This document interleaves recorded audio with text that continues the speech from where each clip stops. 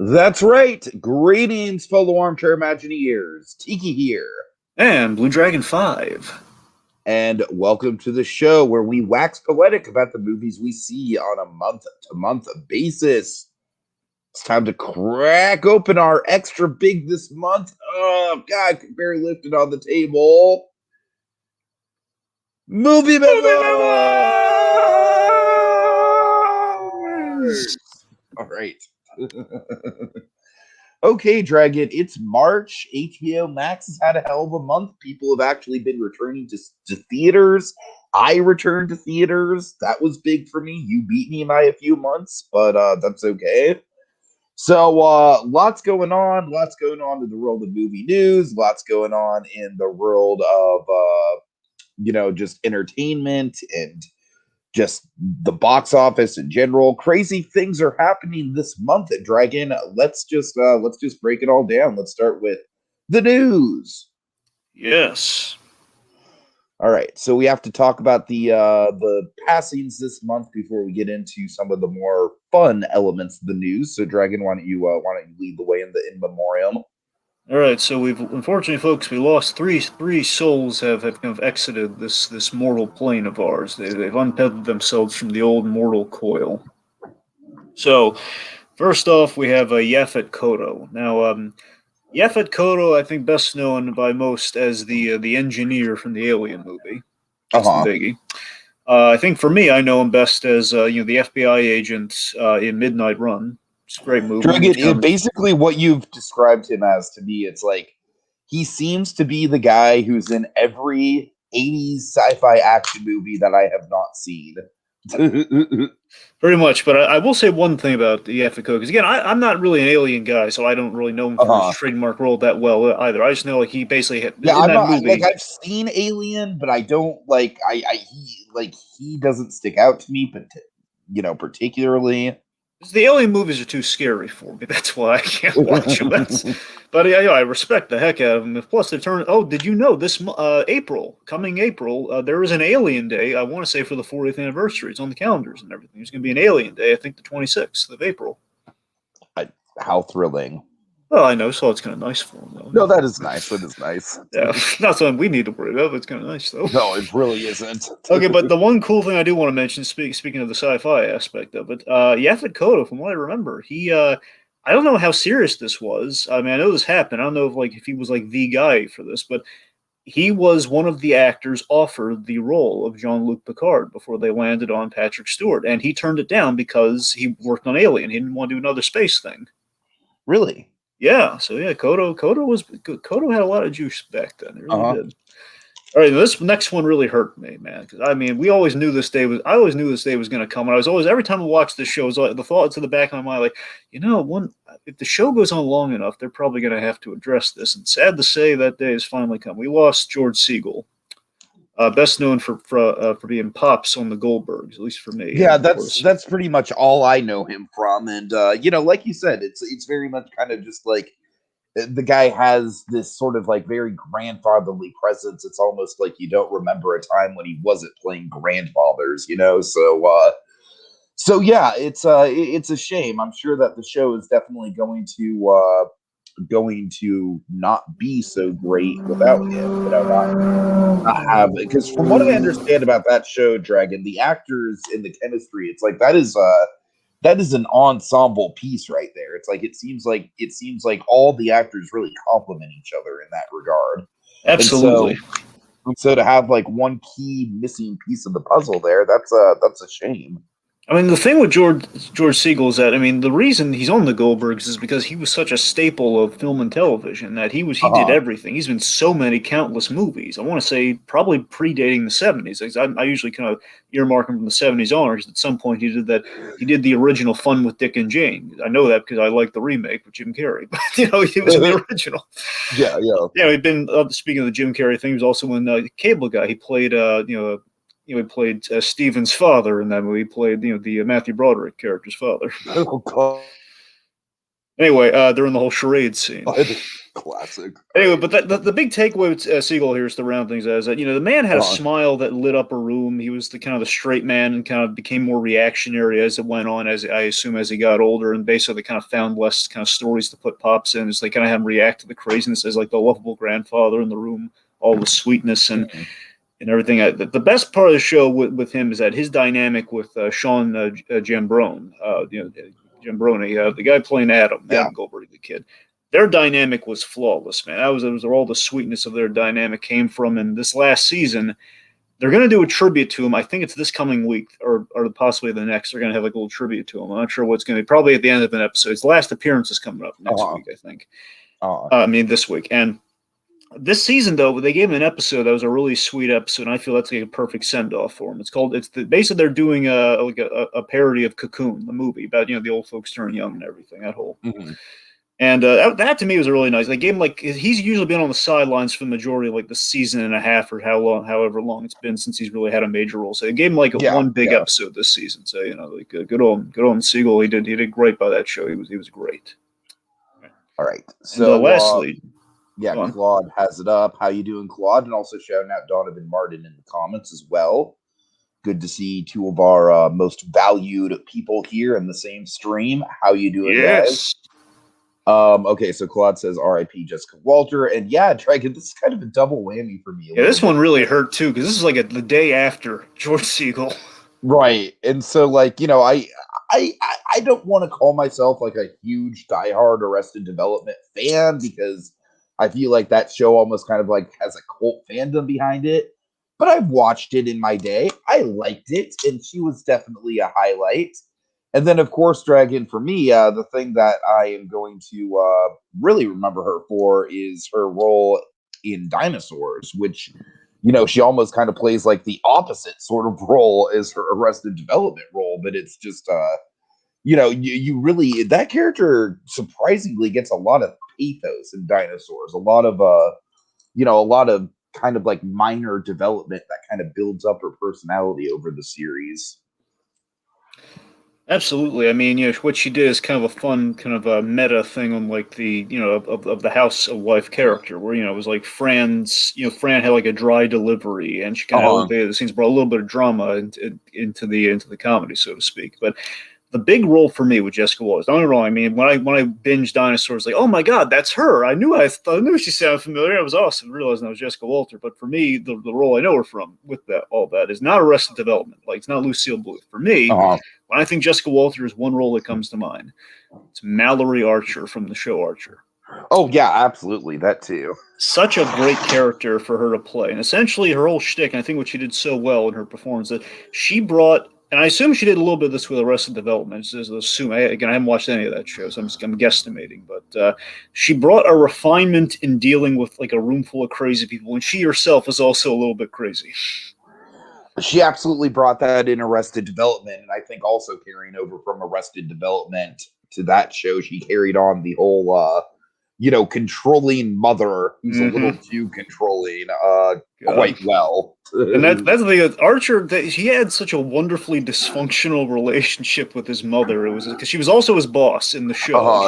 She was like the M, very much kind of like the Judi Dench of the thing. And that was again, but so very briefly, Tiki, so fleeting did they have these sweet mother-son moments, and they were always like a joy when they popped up. There was like some hilarious running gags, like Archer's father. Because she just could never remember who Archer's father was, and it was so hilarious. It was like, wait, are you his father? She just couldn't remember.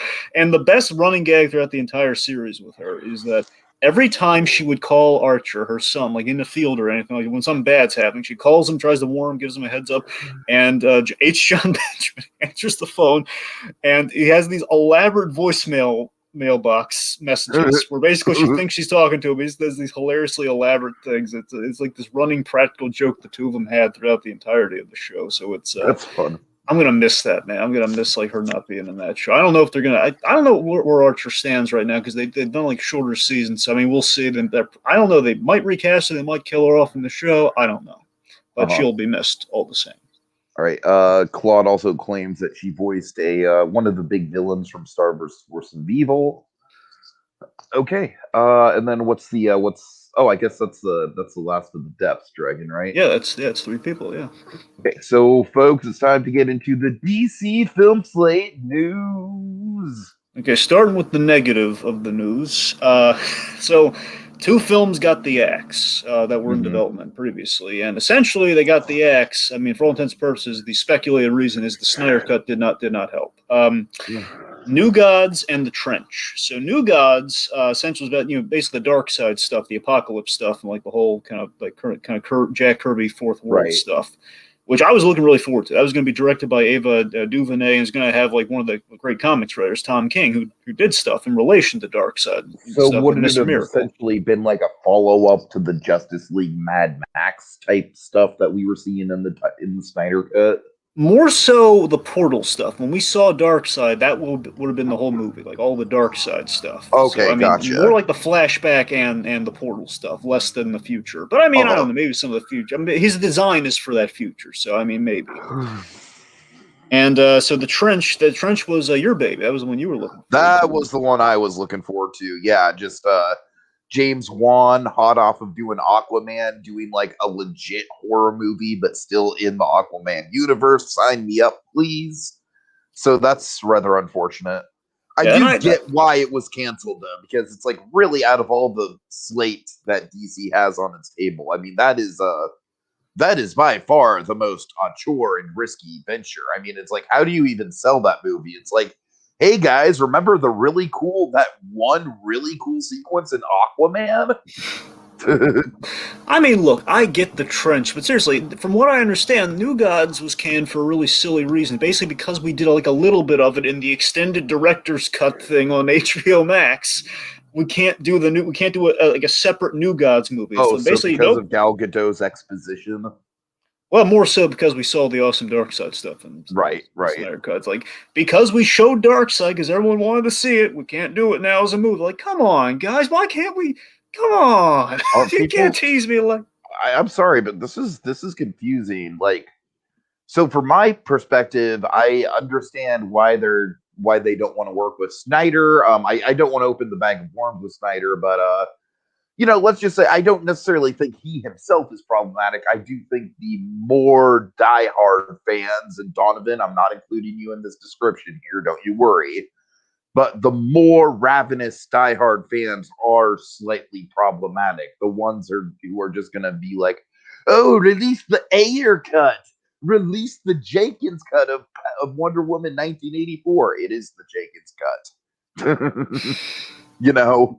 And so I feel like they're kind of cutting ties, and of course, those movies were never really the most mainstream appealing movies. So I understand why they're cutting ties from it.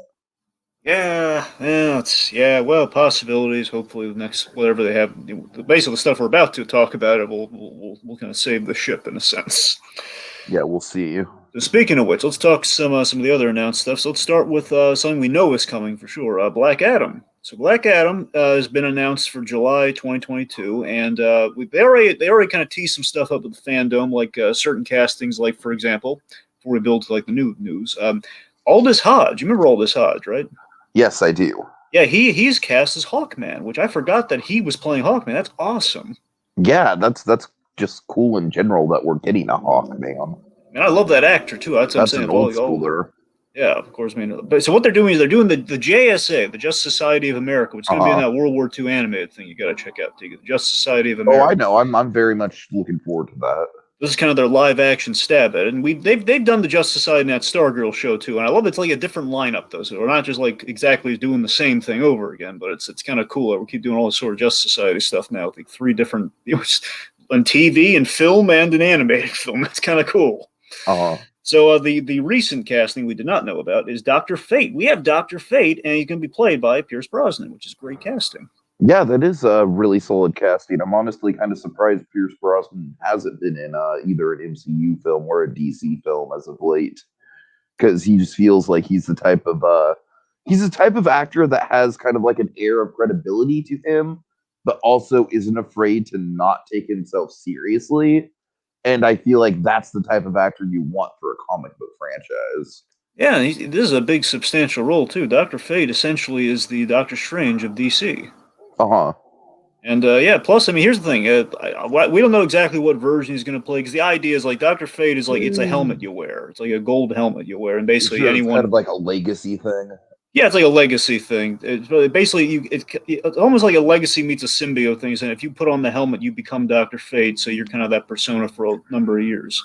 Gotcha. And you know, sometimes I think they're going with the older version, which is like I believe the Connor Nelson version, if I recall that name correct. So anyway, that Kent Nelson. Sorry, Kent. I'm thinking of our other, thinking of our friend Connor. Yes, you are.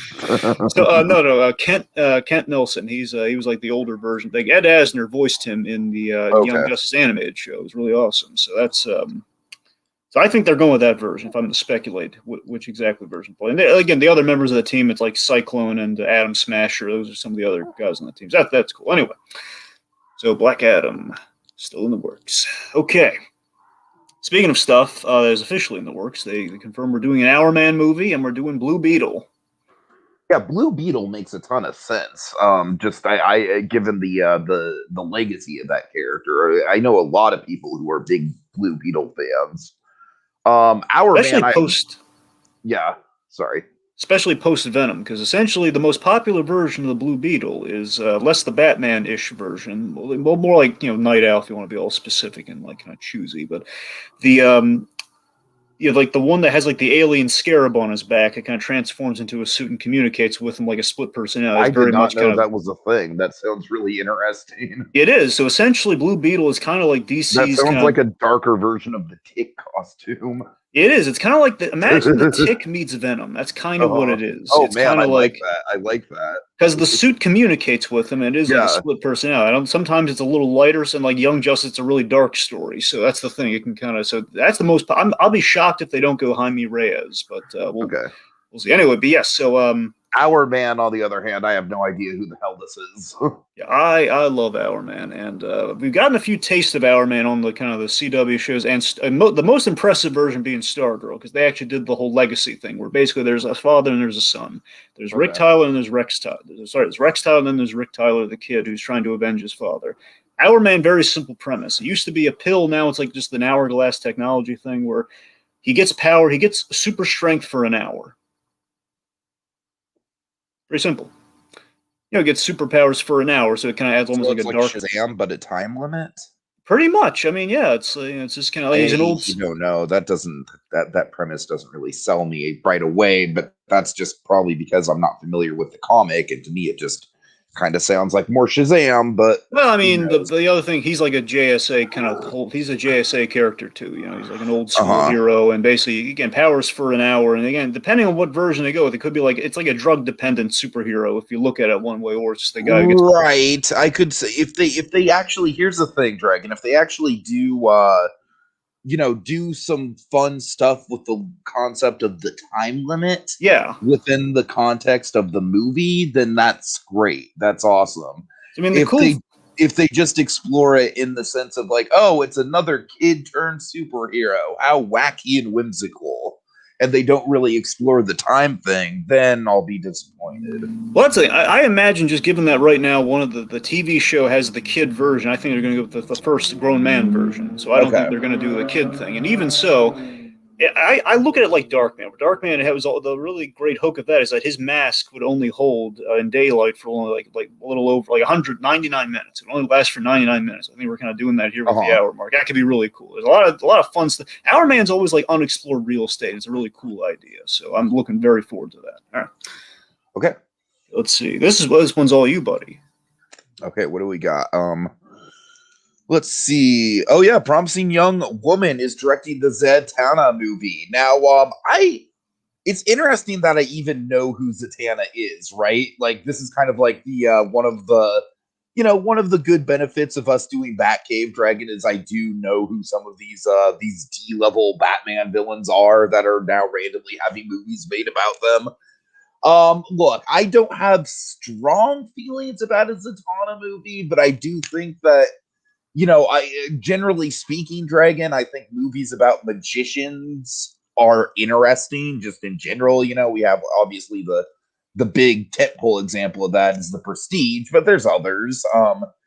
And so, yeah, with Emerald Fennell directing it, who of course directed Promising Young Woman, one of my favorite movies of 2020. And Emerald Fennell, one of the big things she's known for big, bombastic, glossy colors. And then she's also known for for feminist empowerment, but not in a way that hits you over the face with that theme. Just basically just having kick-ass, strong female characters who also have a lot of layers and damage in their past. And I think that honestly sounds perfect for Zatanna. Absolutely, because again, I don't mean this. I know it sounds like a broken record here, but yet again, Zatanna, depending on how you approach it, somewhat of a legacy character. Because as even you saw in the animated series, she had her father Zatara. So Yeah, the idea yeah, is she yeah. loses her father, and she's kind of living up to his legacy of being kind of a magician and everything. But Yeah, so I'm down with that. I mean, the one thing I'm going to say about Zatanna, and this thing kind of breaks my heart. I mean, just given the news with the whole New Gods getting canned and everything, they had a comic book writer on that project. It's been Paul Dini's dream to do a Zatanna movie, but he full on knows that they would never, like, back in the day when they really had all sorts of movies, like, in quotes, developing. Like, I think he might have been called up once, but they just wouldn't listen to him at all in the Zatanna movie. So he just kind of swore off it. So a part of me would love to hear, and Paul Dini's going to write the Zatanna movie, but that's how great would that be? Yeah, that would be great. And it'd be great for him too, because again, plus he essentially married Zatanna and finding a real life magician. He loves that character. Right. He'd be happy as a claim. Be the perfect guy for that. But again, so regardless, I'm looking forward to it. Just again, I'm sure Dini. I hope Dini likes it. That would be the smell. I wonder if this lives up to the Dini standard, but we'll see. All right, guys, we're going to be getting into the trailers. Don't worry, I know. Oh, believe us, all the trailer talk you guys want by all means. All right. So let's see the rest of this. Not a whole lot here. So let's see. Then we have the going from DC side of the fence to the Marvel side of the fence. We have some MCU casting. Yes, take this one, Dragon, because I don't really know this person all that well. Right. Okay. So I think we both know him just as well, Tiki. But so Kingsley Ben-Adir is. I've seen him in one thing. So. I know, me too. So we're on the same. Okay, there you go. Okay, you're right. We are equally familiar with him. So Kingsley Ben-Adir, if I'm saying that right, he was Malcolm X in One Night in Miami, which is a great movie directed by Regina King. He has been cast in the Secret Invasion show that is coming to Disney Plus around Phase 5 of the MCU projects. He's going to be basically. It says he's starring in it. I don't know if that means he's going to be the lead or if that means he's going to be maybe a co-star along with Sam Jackson, along with Nick Fury in that role. So that's. I got to tell you, the Secret Invasion stuff is probably one of the sides of the MCU I'm least interested in right now. I've never really gotten into the Skrulls. To me, every time they pop up, it's kind of just been like, oh, okay, here's another post credits that's going to be wasted on these dumb Skrull characters. What I don't like about the Skrulls, Dragon, and how they've been executing them so far in the MCU is that they are like super comedic in tone, and I just think that's weird. I just like I don't know. I can't get a grasp on their tone, Dragon. It just feels like I'm just not grasping with them in the way that I feel like I should be. I mean, I'll admit, Tiki, you're right. We haven't done that yet, but this is what I'm saying. If any story is gonna turn that worm, it's gonna be Secret Invasion. Sure, that's gonna be the one to do it because we've set up. Okay, we have our kindly Skrulls, but not all the Skrulls are all nice. Because I think at this point it's just kind of like, oh, okay, the Skrulls. Like honestly, I would describe the Skrulls at this point in the MCU as like annoyingly nice. is that fair? I mean, I don't know if I think you can. I don't.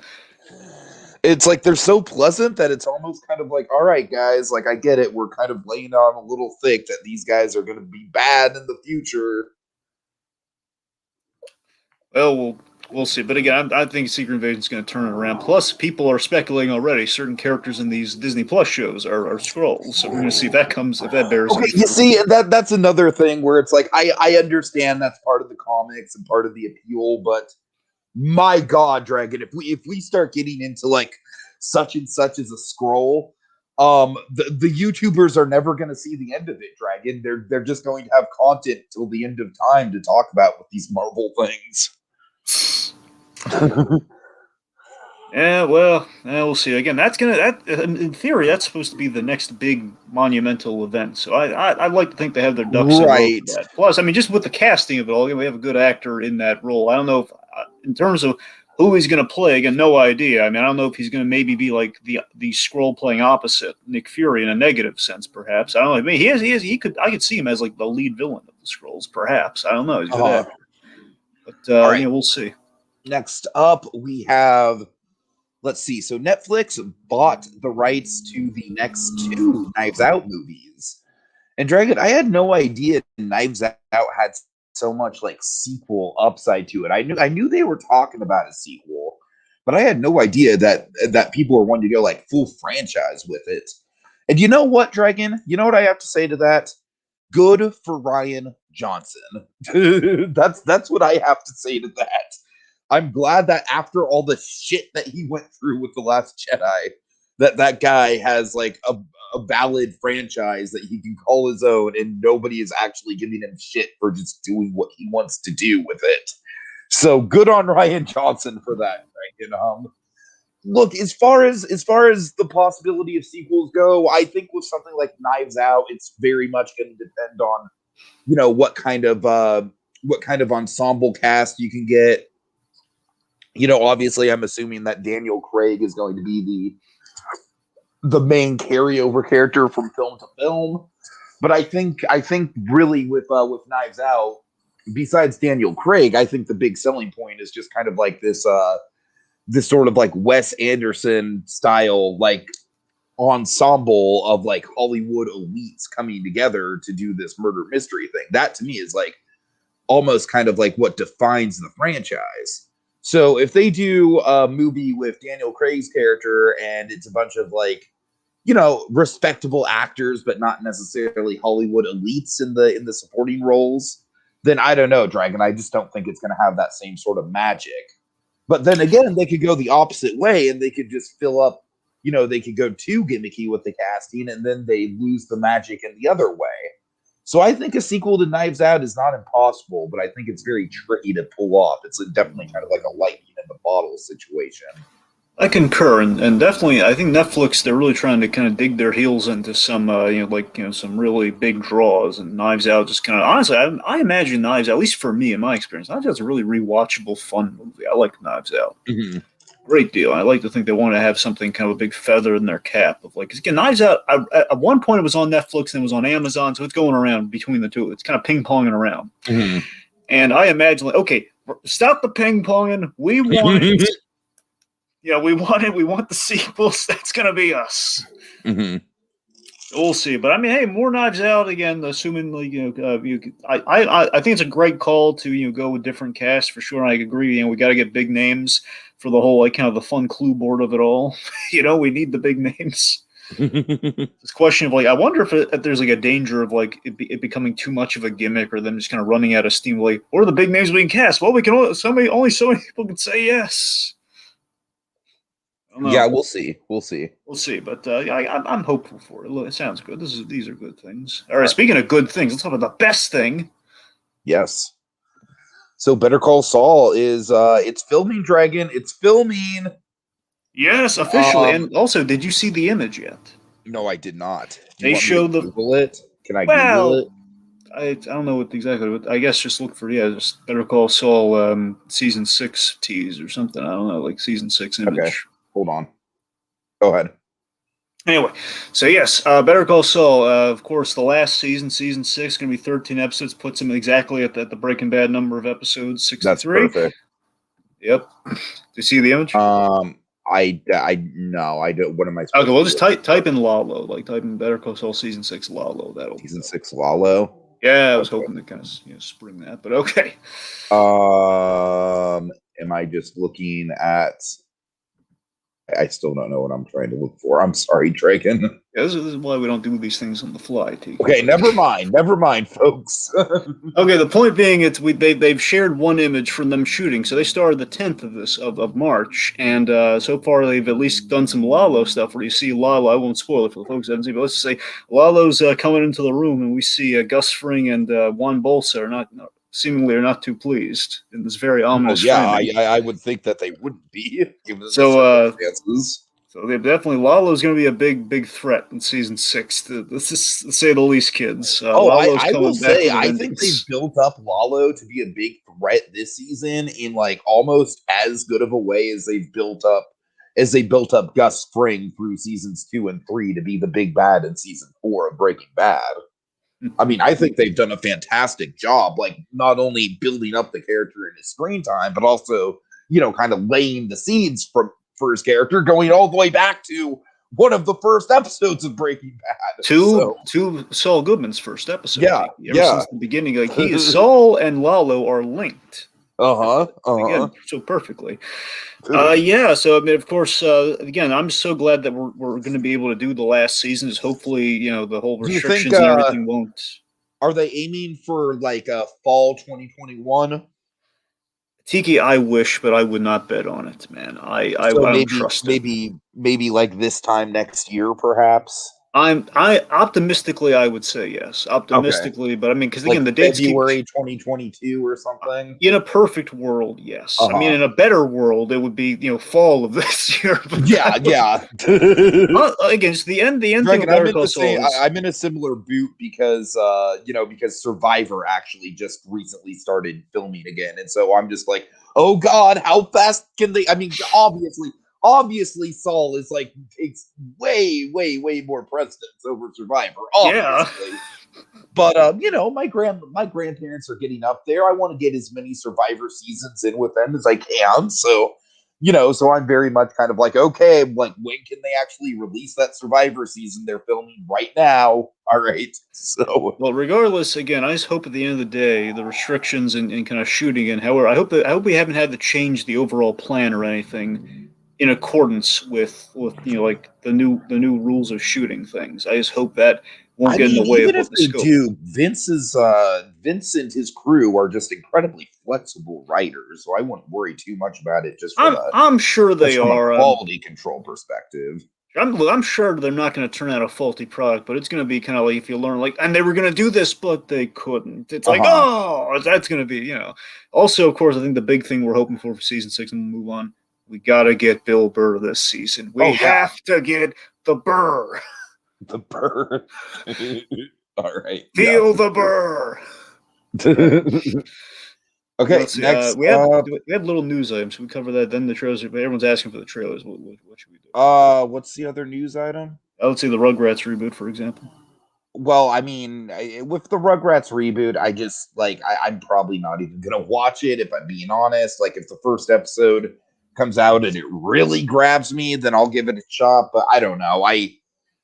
I just think the Rugrats reboot just isn't for me, Dragon. That's all I have to say about that. Claude also brings up, and we were debating talking about this. I'm just going to mention something quick about it. Claude Mhm. 8 brings up the Obi-Wan Kenobi cast. They revealed the cast. The big things that kind of pop out to me are, hey, we got the Uncle Owen and Aunt Beru from the prequels coming back for Yeah. kind of our prequel set, kind of our post-prequel set show. That's really cool. And Ice Cube's son's going to be in it. So there's that, and Kumail Nanjiani. Those are the names that kind of popped out to me. So again, we have some decent actors. It's going to be interesting to see what that is. I'm so sold on that show. Again, we're hoping for kind of an old west, kind of the Godfather meets the old west with the Huts, perhaps. I don't know. We'll see. Mhm. Fingers crossed. All right. Okay. So now trailer talk. Yeah, sure. Let's do trailers. We'll see afterwards. Maybe if there's anything big, we'll talk. But yeah, let's talk trailers. Let's get into it. Okay, so Okay. starting off, So we have Rick and Morty. yeah, and I will admit, it's like they know how to cut together a good trailer, but this does look like an improvement. This does look like it's very much off the rails, kind of like classic Rick and Morty sci-fi scenarios that we know and love without a lot of the bullshit kind of soap opera drama that's kind of sunk the show in the past couple seasons. I don't know. I'm cautiously optimistic about it, Dragon. I'm cautiously optimistic just because, unlike the last couple seasons where they've really focused on the inner dynamics of the family, this trailer was very much just like, look at all the cool sci-fi concepts we have this season. Yes, it's confirmed for June 20th. So I mean that's good. I wonder if I hope they're not going to do like the break thing like last season. I hope we're just going to get them all instead of like Uh, 5 episodes and then a break and then the other five. A few things that popped out at me. Just like, again, I can't really form much of an opinion because it was really kind of like just throwing a few like snippets of gags at you. Not like the most like impressive trailer, but I mean it was cool stuff. I mean, like for example, it looks like Jessica kind of following the Jennifer from Back to the Future kind of mold.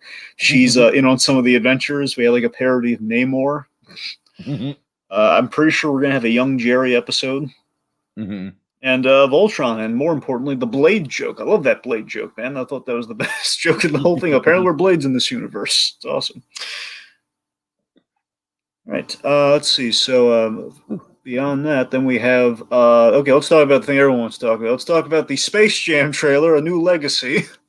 Oh, I did see the April Fool's joke with Adult Swim. Did you I see did that? too. I did. Yes, I watched. I don't know I how only long they saw kept. I only saw the Rick and Morty Jr. one. I don't know if there were others, All but I saw I saw the majority of the junior episode, and all the ads too were like junior focused too. Like uh, all the Adult Swim ads were like basically juniorized versions of all the Adult Swim shows. oh my god, that's perfect.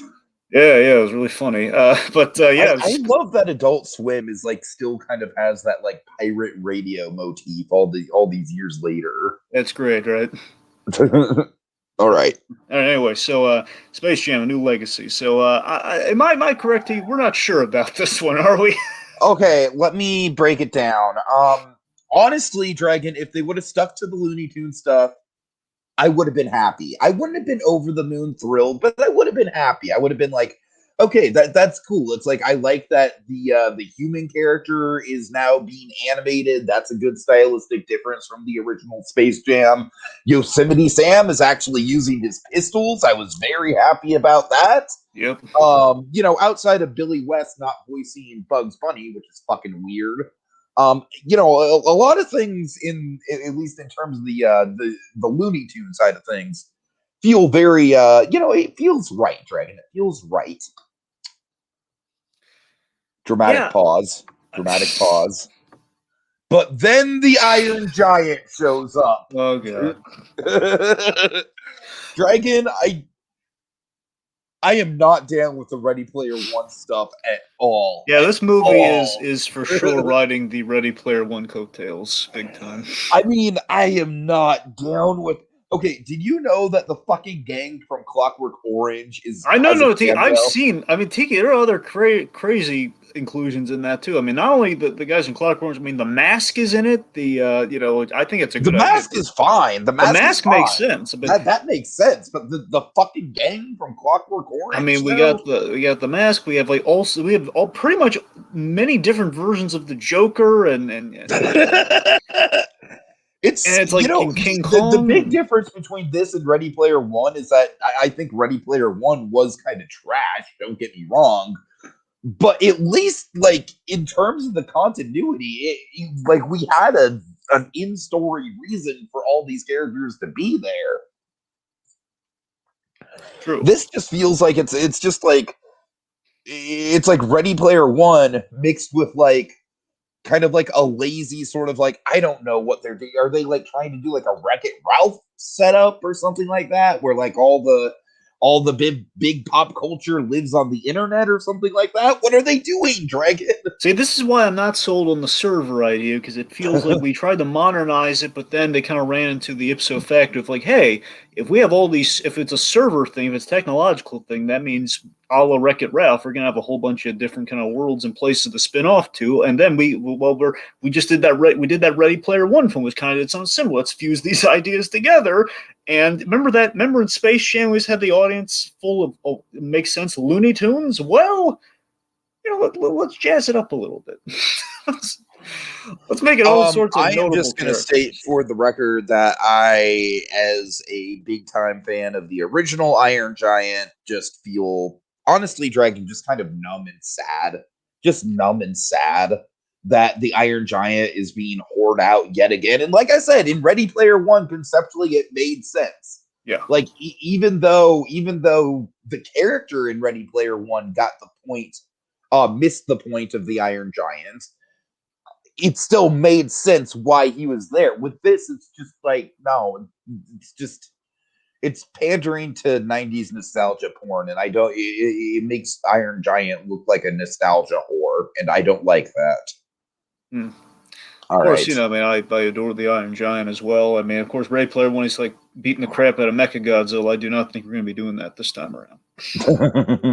Yeah, All right. this also Don Cheadle again going for the other side of the cartoon fence here. Instead of Ducktales, he's he's kind of crafting this. He's the big baddie of this one. Is it weird that Cheadle is the thing that kind of like landed with me the most in the trailer out of everything? I was like, oh, okay, I can have fun with Yeah, it. Cheadle's not bad, but I'm just saying this is like I don't know. The premise of this film just seems really weird, not what I'd expect for. I The mean, I don't know premise what of this film is literally let's make money off of Ready Player One, even though it wasn't that big of a hit to begin with. And I mean, like, I'm not crazy here. Like, we were all kind of caught off guard by this sort of like, okay, this I expected maybe an update. I expected an update, like maybe a server thing, but I don't know. I mean, I didn't really think servers. I was thinking, I mean, Honestly, the most I was expecting was maybe like Hanna-Barbera characters. I know that was when I saw. Here's the thing: they showed you that. I want to say they showed you that first, or at least prominently. Then once you after the Hanna-Barbera characters, then you really saw like, okay, we're doing everything. So Yeah, when I saw it, like I think I got really excited when I saw Fred including Flintstone. Clockwork Orange. When I saw Fred Flintstone, I thought, "Oh my God, this is awesome!" But then you get that massive shot. And here's the thing: here's the problem with that massive shot here. The ending and just kind of the effect, they're all just standing around. That looks terrible. Oh, it does. Just, it looks awful. they're all just no. It's not the fact that we're using all these IPs that don't quite mix, and that's one thing. But it's the fact like, so this is what we're doing, and I mean, I'm part of me is wondering, man, this is kind of. On one hand, it's impressive, but then you realize like, how did they make it happen? Then you kind of think about it, like, wait a minute, it's pretty much like a copy and paste sort of thing where they're just gonna like, I guess you shoot them all and have them stand there because that's all they can physically have them do. So what's the point? Mm-hmm. Outside the money shot of them running to stand around, I assume they're going to be standing around for the whole movie outside, which kind of looks boring. Where's the arena? Where's the anyway? So that space, I don't know about New Legacy. I mean, I got nothing. Okay, but something that does look very promising is Loki. Yes, I mean, I was already sold like the little teaser, first real thing, but this is good though. This I think did a great job of like what a first trailer should do, which is get you more excited than you already were, and I am more excited than I already am. I mean, I am so sold on this already, but this looks, it's even better. I mean, Dragon, I really don't have that much to say about it besides it's so good to see Owen Wilson in like a big meaty role in the MCU. It just his vibe fits in so perfectly into this aesthetic. Oh yeah, so it definitely looks like it's based on the trailer. We're addressing the mess that Loki created in Endgame when he took that cosmic cube. So I love that essentially this whole series is going to be like, well, that 5-year time jump in Endgame maybe caused some trouble. So let's have some fun addressing it. Exactly. So I think this, in a perfect world, Tiki, I think Loki's going to fix a lot of like kind of the minutia problems that people have with Endgame. I don't even really care about the minutia problems. I mean, nor do I. I'm just saying, I'm kind of tired of hearing people like kind of gripe about it. Maybe this, right. I'm just hoping that maybe this will kind of satisfy all parties. Like, come on, this is a cool show, regardless, and let's just maybe let it pave over some of that. Maybe. Yeah, I just want a good show, Dragon. I really don't. Like, they should be. They should be looking to make a good show that happens to fix the timeline, not make a show that fixes the timeline that happens to be good. True. And so the other two, and the two gags, the two things stuck out to me as well. I mean, one, I love the document gag so much. I think it's so great. I just love this. Here's a record of everything you've ever said, and it's just like this big pile. And if you think about it, like Loki up to Avengers, like I thought he said that much. And it's like a part of me, my little headcanon is that we took all of Tom Hiddleston's lines from the scripts of each of these movies. Oh God! It just literally just printed them out. Which again, I mean, you think like a whole lifetime of a god, it'd be bigger. But if you think about it, I mean, in the context, it's up to Avengers, and in this, and just broadly, if you looked at the entirety of the MCU, I mean, I guess that if you just took his script pages, that seems about right. So that's funny. But again, seriously, as you brought up, The dynamic I'm looking forward to most, based on the trailer, and even to the first look thing we got, Mobius and Loki. They're dynamic. Just the idea these two guys are trying to out manipulate each other and kind of become friends and work together. I love that idea. Owen Wilson's dynamic with Tom Hiddleston looks like it's going to be a lot of fun. I'm really looking forward to that. Yeah, Totally. yes. All right. So hey, that's all the news we have, folks. Let's transition on to the next segment. TV time. Yeah. Yes. Okay, so Solar Opposite Season 2, we're going to be doing a podcast on this soon. Don't you worry. Dragon, I was very satisfied with it. I don't think it was like a huge step forward from Season 1, but I definitely think they found out what worked with Season 1 and they kind of ran with it. You know, the Wall storyline is more ambitious. I feel like the sci-fi headiness is more clever. Arguably, the only thing that I thought was maybe a downgrade from Season 1 is that I felt like Terry was a little bit more of an asshole this season. That Terry was? Yeah. I agree. Whereas with season 1, it felt like he was more like an oblivious idiot, and in season 2, he felt like a little bit more outwardly spiteful. I don't know if spiteful. It was a little bit more mean spirited, but yeah, sure. Yeah, so that threw me off a little bit.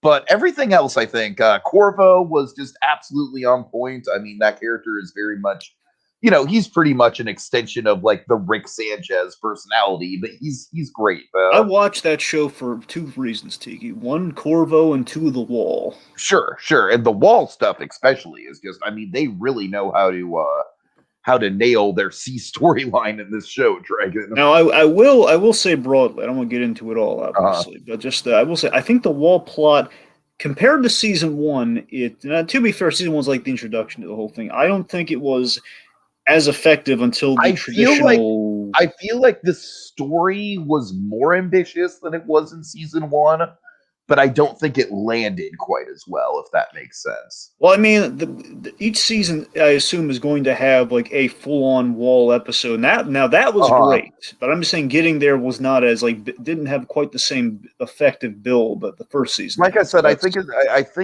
they tried to do something where it's like they were sort of like with Season 1, it was very much a simple setup, following the two new characters, and with this, it's like they tried to get a little bit more ambitious and, kind of like put a lot, make it more of like an ensemble focus. Of course. I think Season 2, I think, is definitely crazier than Season 1. I think I can say that as a blanket statement. I gotta say, it definitely, it grabbed me from the opening episode with the the aliens that are right. that are more by the books than Corvo is, and and I also like that we're exploring the backstory of the planet a lot. Like that, that's something that kind of fleshes out the universe. So I mean, overall, Season 2, you had some fun premises as well. Like, for example, some concepts like the lake house episode. That's one that stuck out to me. But we'll get there when we do a full on kind of spoiler cast thing. And Claudia here says, pretty sure Solar Opposites Season 3 is going to have 12 episodes. Well, we know we're getting something before then, so that's going to be interesting. But I won't say what that is for the people who haven't seen it yet. All right. Okay, so yeah, Solar Opposite Season 2 in general kind of gets a thumbs up for us. All right. Punisher, I'm sorry, not Dragon, Alan V. Farrow. So this, I'm interested in it, Dragon, but it's one of those ones where I really have to like mentally psych myself up for it. It's not even that I'm a big Woody Allen fan. I'm really not. I've seen like maybe 2 of his movies that I actively liked, but yeah, it's just a dark subject matter, and it's not like I feel like if I watch it, it's just gonna send me into like a weird sort of like dark headspace. So what do you think of it? Let me tell you about Alan V. Farrow. So, of course, this is an HBO miniseries by Kirby Dick. Now, you've seen Kirby Dick's work before. He's the guy who did the "This film is not yet rated" thing about the censor boards, about the MPAA. Yes. So it's very well put together. It's of course about the damaged relationship of Woody Allen and Mia Farrow. Tiki absolutely is not for the faint of heart. I will tell you that now. It ain't for the faint of heart. And here's the thing: looking at this thing, I mean, overall, I thought it was a very, very well made, well constructed docu series. I thought it was great in terms of like how it was made. Again, it's not a story for the faint of heart because I can't say it was like it was wonderful, but it was like no, it was horrible stuff. Sure. But I mean, it was wonderfully produced, I suppose. But it was I will say this: I can't say this is the interesting thing about this. I can't say it was not one-sided, and that's usually a big thing with these these documentaries, these docuseries types sometimes, where I can't say it was not one-sided, but the man married his adopted daughter. That is a fact. That's the one thing we do know, because he was a marriage certificate, man. He married his adopted daughter, and it gets screwed up from there, from what we broached in the series about the 1992, I think it was 92, the investigation of him abusing one of the other Pharaoh children, Dylan Pharaoh, which is horrible stuff. That here's the thing, in terms of how we tell the story, we do there's this aesthetic touch in the series I thought was brilliant. It's creepy as all get out, but it's brilliant. Okay. They so Woody Allen, the year before this came out, Woody Allen, I don't know if the pandemic messed with release dates on this or what, I'm not sure, but Woody Allen did an audiobook. Well, he did a book which he then recorded the audiobook for. And so basically, you have Woody Allen reading his own words about his life story, and also in reference to certain of the events in our story. So they use those, and that's effective. I like that. So that's effective, and even more effective. And this is where things get into the not for the faint of heart part, Tiki. So that's just effective. This is where this is the thing that makes my skin crawl because of how gritty it is. That Mia Farrow made these tapes, these very compelling, horrifying tapes of her interviewing her daughter post the horrible stuff that's been done to her, just to try to build a case against them. And it's thank goodness it's censored, but it's just that's the stuff that haunts me. Yeah, that's the stuff that it's like I don't know if I want to put myself through it, Dragon. I mean, that's the thing where basically when it comes down to it, Tiki, it's that however anyone feels about Woody Allen, I mean, those tapes to me that confirms like a. However I feel about the films itself, I mean, that's the thing about that informs an opinion about the man, just knowing that what Mia Farrow had to put her how children I felt through. about the films themselves, for the most part, is that I think they're like pseudo intellectual trash. Honestly, for the most here's the cool thing about science in this series, though, in reference to the movies, is that they have the dichotomy. They take the dichotomy of Woody Allen's films and. Think about it. It's the dichotomy of Woody Allen's films are heralded for his portrayal of relationships in films. Like, it's all about like the protagonist, the Woody Allen, always Woody Allen-esque protagonist. If not Woody Allen himself, it's a guy who's pretty much acting like Woody Allen. In a relationship with somebody, and we kind of parallel to real life, and that so the things that people are loving his portrayal of relationships, yet in real life his relationship is terrible. Right. So that's what I'm saying. It's very effectively well done. It's very engrossing, and again, your heart goes out to Mia Farrow, who's essentially your protagonist in this story. Like poor Mia Farrow cannot get a break. I mean, essentially Sinatra dumped her like a bad habit, which is really not her fault or anything, and then this happens, Sinatra was a little controlling towards her, and she kind of broke free of that. And then you have this whole thing with Woody Allen. So she just could not catch a break. And it's a very engrossing story. I'd say it's worth checking out, but again, I can't tell you it's not going to be. I can't tell you it's going to be an easy sit. So take that for what you will. I still need to watch The Boys before anything else. So wait, what? Well, not The Boys. I'm sorry, not The Boys. Hunters. I'm getting my Amazon Prime comic book shows mixed up. I know. For a moment there, like, wait a minute, I was there during that. Okay. All right. Okay. So, Punisher season 2, I finally got around to because we did a podcast for it right before Falcon Winter Soldier dropped.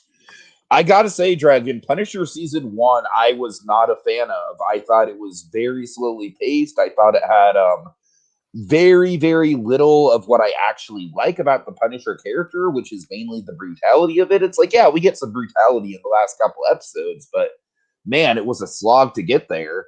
Punisher season 2, Dragon, I thought was almost an improvement on pretty much every way. There were definitely some silly comic book elements to it, especially with how they handled the Billy Rousseau character. But I was very satisfied with it. I thought it was honestly, I thought it was probably outside of the Daredevil seasons. I thought it was probably the easiest 13 episode series to binge out of like maybe the Daredevil seasons and maybe Jessica Jones season 1. I really just binged through this with not really much of a problem, which was a surprise because, like I said, I thought this would be a slog. So yeah, I think that John Barenthal is absolutely the definitive on-screen Punisher. I mean, I don't think there's ever been a better version than him, and I would love to see him eventually go to the MCU if they can figure out how to do that character in a way that's somewhat PG-13, or have him just cross over with Deadpool, who's going to be rated R anyways. So I don't know. But yeah, season 2, I was very surprised by how much I ended up liking it, Dragon, considering my incredibly lukewarm reaction to the first season.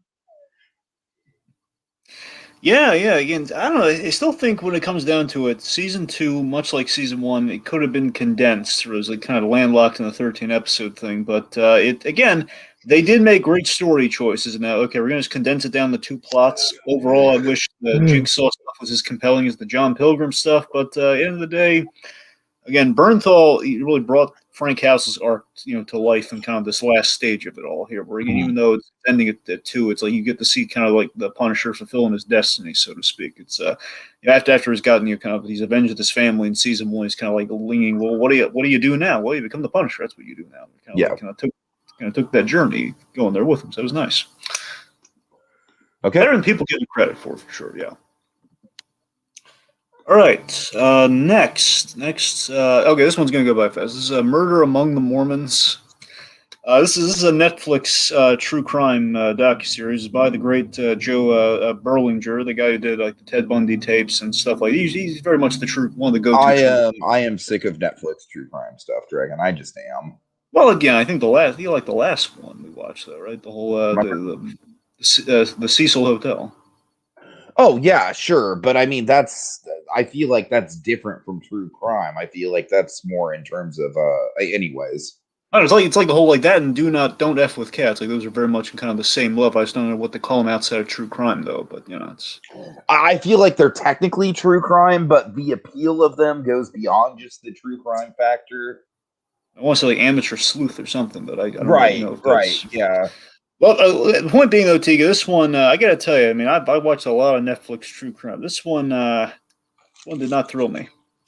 Yeah, it didn't seem like it would. I just kind of made the conscious effort or the conscious decision that it wasn't worth my time. Yeah, if I could have gone back in time, I would have stopped myself from watching it because the trailer and the Joe Berlinger of it all kind of had me sucked in just in terms of checking it out. Long story short, basically a guy named Mark Hoffman, he forged these Mormon documents. He basically could sell them, and he used these bombs, which killed some people, to as a smokescreen, so he can get away with it. So he can get away with the con. That sounds really lame, honestly. I know, it's the thing. And I'll give it this. Don't get me wrong. It sounds like a bad crime, but it sounds like a boring subject to put a documentary on. I mean, here's what I'll tell you. At the end of the day, it's got great production values. Like they used VHS tapes from the guy's family and everything. So like they show you see kind of the gears turning in the guy's head in terms of leading up to the stuff. I mean, that's kind of. But at the end of the day, this thing did not grab me at all as I hoped. Like not at all. And it was like. And again, it had like a good sell line in the trailer too. The only way you can keep a secret, you have to kill the other guy. Like that's a great sell line. And none of that was not interesting at all in the story. It's like, come on. All right. Okay, so let's see what else. Oh yeah, we have DuckTales season 3, which Dragon, I mean, this has been all over the place. It's been airing since last year, but have you guys seen Invincible? Final Space season 3, no. Dragon's all over Invincible, but I am waiting for it to all come out at once to binge it. So that's where I'm at. Okay, I'm sorry, Dragon. Where was I? We're at DuckTales season 3, Tiki. Right. So yeah, I enjoyed it. I think that the finale was super satisfying and very on point and stuck to landing. I think they had a few character reveals in the finale that were incredibly memorable. Some awesome cameos.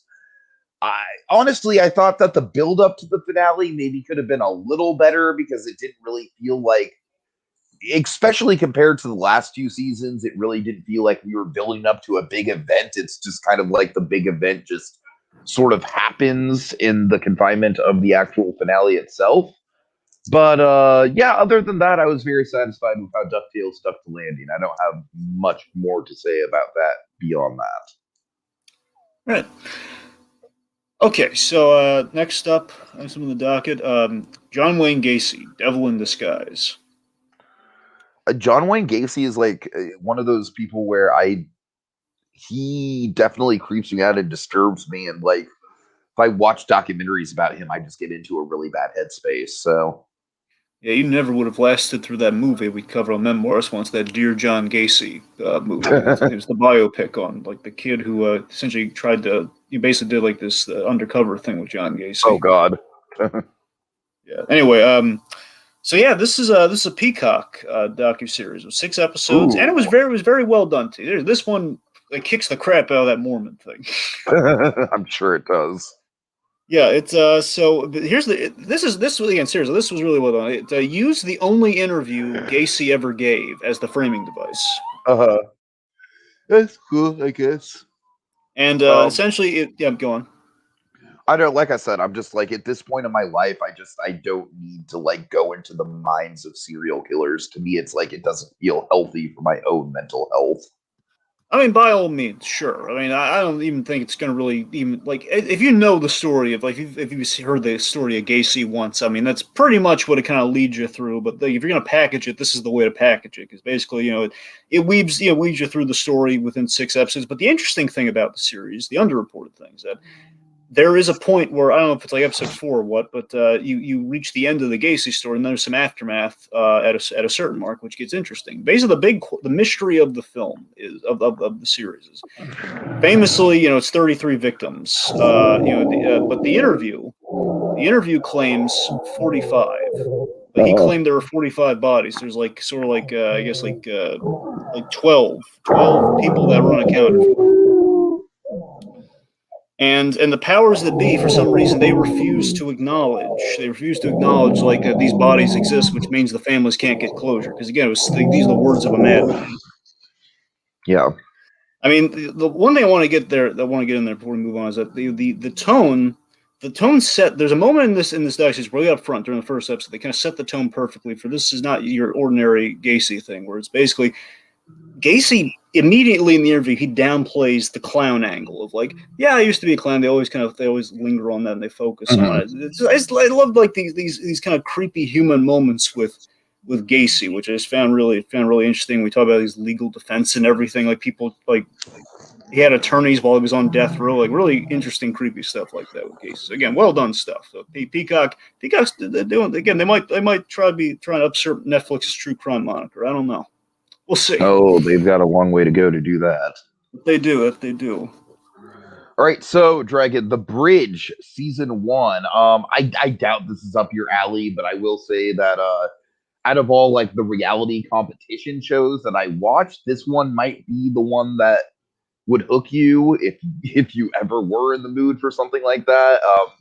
I would describe The Bridge as the thinking man survivor, essentially. So the premise of The Bridge, Dragon, it's actually pretty simple. So 12 people. It's a British reality show, so they're all very British. So 12 people get dropped off in the middle of the British wilderness. And essentially, Dragon, there's an island. It's like they're like kind of like on a lake, and there's an island that extends out, I think about maybe like 3,000 feet from a pier. And so the premise of the bridge is simple enough. You got to make a bridge that gets from the pier to the island. You can't swim, you can't make a boat, you got to make a bridge. And the twist is that everyone in the cast is involved with making said bridge, but once they get over the bridge and get the money, only one person can get the money, so they have to vote for who gets the money. And so then it becomes a test of like, okay, like who contributed the most without basically Dragon. It's kind of like a game of like, all right, I need to look like I'm contributing, but by the same point, I don't want to rub people the wrong way by contributing too much or by seeming overbearing about it. And so, very much so, Dragon. It's kind of like a game of workplace politics in that regard, and I found it very interesting. I thought it was well cast. I thought the editing was on point. It's only like 7 episodes long, so it's a nice, easy watch. Like I said, Dragon, I know Survivor is not your thing at all, but if this premise sounds interesting from like a human, from like a psychological experiment point of view, I give it a watch. It was interesting, or a social experiment is the probably the correct term for it. Yes. So, okay. So you're saying it's not a bridge too far? No, it's a bridge just right. All right. All right, okay, so the last one, I saved the best for last here, Resident Alien. Yeah, tell me about this. Okay, so this is the sci-fi series based on the Dark Horse, based on a Dark Horse comic. This is the show starring Alan Tudyk as the alien. Oh, okay. Wow. Remember he talked this up on Earth to Ned. He was doing this alien show. This is said yes, alien I show. Do. Yeah, yeah. So yeah, so essentially, it has a great, okay. has a wonderful premise. Premise is pretty simple. So, alien crash lands in Colorado, assumes the identity of this doctor. He's basically called in for kind of a procedural kind of murder mystery case. But here's the thing you're gonna love. Okay, so they subvert the procedural element. Like it kind of drips out of the show. Like it starts off, oh, okay, it's gonna be like a procedural thing like the comic, but nope. We circle back to the main crux to why he's there. So when he crash landed, he had a device on his ship. That device broke off, and he's basically searching the Colorado mountains for his device that is designed to kill all human life on the planet Earth. So yeah. It sounds honestly, the premise sounds like vaguely similar to Solar Opposites with the pupa. I mean, I get. Well, I guess, yeah, sure. I'm not saying that is a bad thing. It's when you talked about like a device that's meant to destroy all life on Earth. I'm like, oh, so like the pupa. Well, less terraforming, but sure, yeah. Right. All right, so and again, basically, the Tudyk's really great here, and that basically the way Tudyk plays, this is a guy who's Tudyk not great, Dragon. That is a fair point. But no, seriously, Tudyk, what he does here is that he physically, and again, this is like going back to stuff he would do with like iRobot and stuff like that, where he's basically figuring out the movements and everything. This is like an alien who is basically not only, he can't just instantly be human, like he looks human. He had to spend like weeks in this cabin learning like the mannerisms and kind of like how to speak human, how to walk human. You can see like a guy who's trying to adapt to the new land. He's such a fish out of water. It's awesome.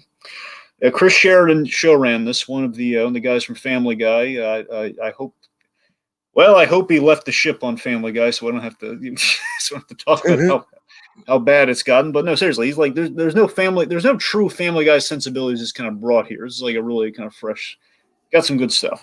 Nice. Sci-fi's got a really good track record of adapting the comic shows, and it's kind of like, even if you include Krypton, you got that. You got Happy, again, the show based on the Grant Morrison comic. Keep telling you about. I still need to check that out. Yeah. It's all and plus it's a shame because now Easter's passed, but I mean it's still a month of Easter. So I mean, if you want to get that, second season's all Easter centric. First season's Christmas, second season's Easter. But yeah, Linda Hamilton's in this, and one of your boys is in this show. He has an episode in this show. Terry O'Quinn. Terry O'Quinn. Oh, that gets my attention. Yeah, he's not a regular. He has one really memorable episode. It's a memorable episode. Terry O'Quinn that is the guy that just fell off the radar after I thought he was going to be the next big thing after Lost. O'Quinn's got a really effective episode though. He's got a really it's pretty effective the way. Oh, you don't have to tell me how effective O'Quinn can be, Dragon. He's got a heartbreaking scene, but you'll I know he can do heartbreaking.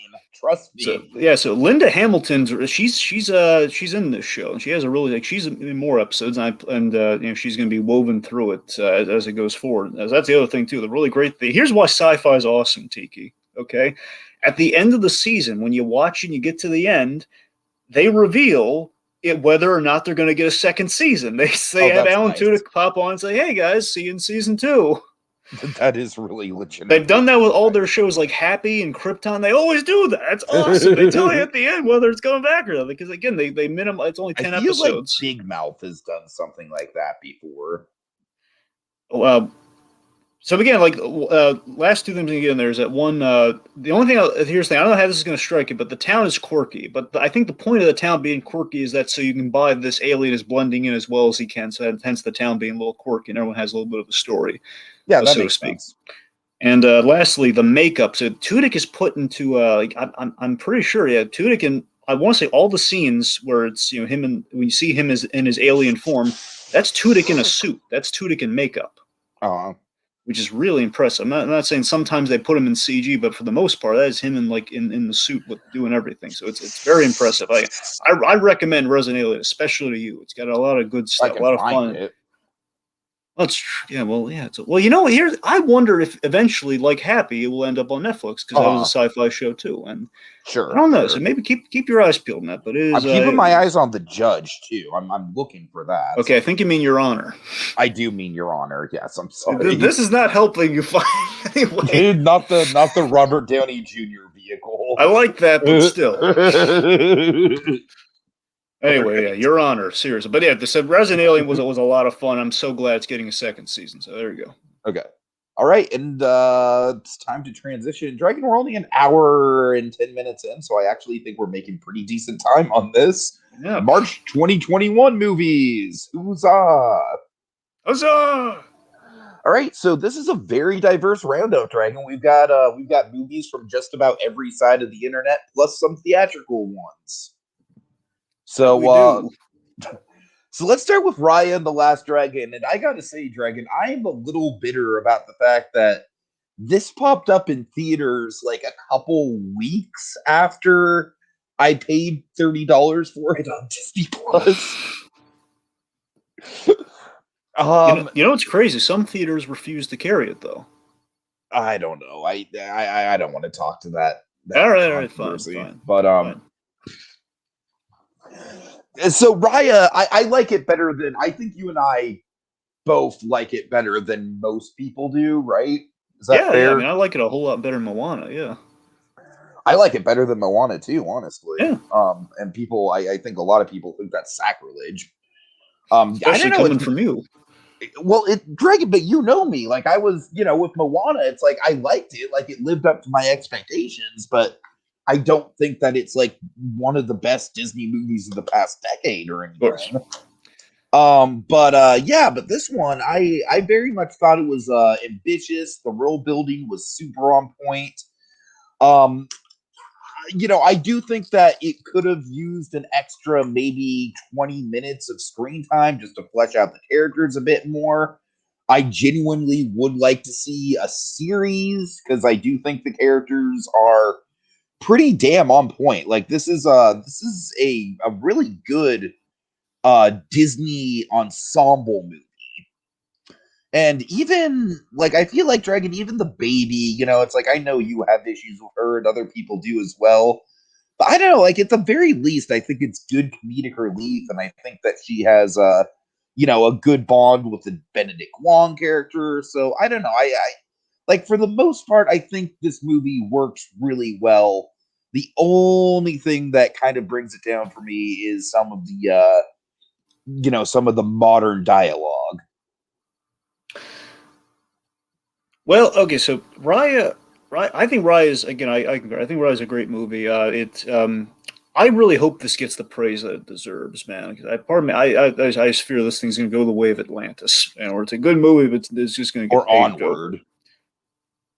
Sure, that too, yeah. That's a more current. That's I don't know. I think here's the thing. I think Onwards has more stay power than maybe the rest, but I don't know. I guess it is getting kind of paved over, maybe. I guess anyway. But yeah, so Raya, very Avatar-esque. I think we can both agree on that. Not a bad thing, but it's very Avatar-esque. A lot of people do think that's a bad thing, but for me, it's like I don't necessarily think it's an Avatar ripoff, just because I feel the Avatar formula, by its very nature, is like it's kind of like saying that Star Wars is a ripoff of the hero's journey. You know what I mean? So it's just it's an update on the hero's journey, kind of the Joseph Campbell of it all. It's like not necessarily a bad thing. But yeah, so again, I just like the old Avatar Last Airbender thing in terms of like a stamp of quality and like, hey, okay, we have like these multiple lands here, and that's kind of like that's our big connecting thing. I mean, the Commander tribes, the whole lands of the dragon thing. The thing I really want to highlight, Ray, is that I love that it's just so. There's a great flow of story. Everything just tracks so well. This movie had every opportunity to be overcomplicated and like too many tribes we don't care about, but it wasn't that at all. It was just so. I love the themes of the film about trust and forgiveness. I thought that was a really great idea. Daniel Day Kim was amazing in his brief scenes in the movie. He was great. And yeah, it's that story. The movie it was just a very well told story, which at its core, Tiki, is what I want from a Disney film. I want a well told story. Darn it, and this delivered. Yeah, no, I hear you. I hear you. Yeah. I feel like this is the last note I have on it. I feel like it succeeds in that kind of like, epic, almost anime style story where Frozen 2 kind of shot itself in the foot by being a little too ambitious with it. Exactly. And I concur, Claudia. Again, I would love to get a series as well. Yeah. Yeah. Okay, next up, the Snyder Cut. Let's talk Snyder Cut, baby. So, Donovan, by the way, earlier Donovan said he was going to, along with this, he is watching the Snyder Cut again. Oh my God. I'm sure Donovan's watched the Snyder Cut like 10 times, and more power to him. So I genuinely, Dragon, it's very interesting because I think, like the Snyder Cut more than you. There's faults in it for sure. I'm not going to call it one of the all-time great superhero movies by any means, but I do think it's one of the all-time great director's cuts, and that's not nothing. I mean, I do think it's one of the all-time biggest improvements from version to version. I mean, it's pretty staggering. And Dragon, as I mentioned in our spoiler cast, because I'm such an editing nerd, and because I'm, I kind of find the minutia of actually cutting together a movie fascinating. Zack Snyder's Justice League is just a really, really fucking interesting thought experiment for me, at the very least. I mean, look, for me, in regards to Justice League, it's obviously a vast improvement. It is an improvement, hands down, no question. Like, I don't want to come down on the movie, really. I think it's pretty much what I expected, but with more good scenes. There's a lot of good scenes, a lot of improvements. By the same token, there are some not so good scenes, but including my favorite one. So yeah. So again, just different. I love that opening Flash scene, folks, and Dragon for some reason does not. I will never understand that. Oh. I like it. I thought it was perfectly in character for Barry Allen. I thought it set up his character incredibly well. I don't know. Look, the sell line for me with the movie overall has always been, this movie is Snyder Unbound, which for better or for worse, depending on how you take it. It's Snyder. It's the best of Snyder. Snyder Unbound is intimidating. Any way you slice it, it's intimidating for sure. Yeah. Again, it's like Snyder. Again, all the tropes of Snyder. If you love him, then you're gonna love this movie. If you don't love him, well, I do feel like this movie made me appreciate Snyder's style more than I have in the past. I feel like for the first time, I actually kind of got into his whole idea of the DC characters like these larger than life gods, and I think that was framed really well. I think the slow-mo, for the most part, outside of some gratuitous Aquaman stuff, works really well. Look, Tiki, as many nice things. I do not disagree, I guess, with that one exception between the two of us, but for the most part, I don't disagree with the good qualities of this film. This movie does have a lot of good qualities, and of course, for example, Steppenwolf a lot better. Big thing, Cyborg. Honestly, better. Cyborg a lot better, yeah. Honestly, Cyborg too good for this movie, if you really think about it. It's like, just give Cyborg his own movie, if you really look at it. That's always my complaint. This still doesn't say the fact, why is Cyborg on Justice League? He's such a better, get him out of there. Give him his own movie, or make him the lead of the Teen Titans. Stone just absolutely making a mark on the movie in a way that he just didn't in the original. Yeah, in the original, he's just daddy issues. Now there's more. Right. Of course, as I mentioned already earlier on, the dark side stuff is probably my favorite. The thing I went in knowing that I got much more than I expected, and it was even better, the dark side stuff, which I thought we were going to get that one flashback of dark side, but no, it was even better. Yeah, no, and with the dark side stuff, they actually gave Steppenwolf a motivation. Yes, but here's the thing, bro. I'm getting at the end of the day with all of that is that while there are good things, it still leads to the fact of the matter that this is an incomplete whole. that leaves the audience with some unanswered questions and wanting more. Again, it's just teasing. And now DC, I mean, at the moment, again, this could always change if they just fire a bunch of people, but which is possible at this point.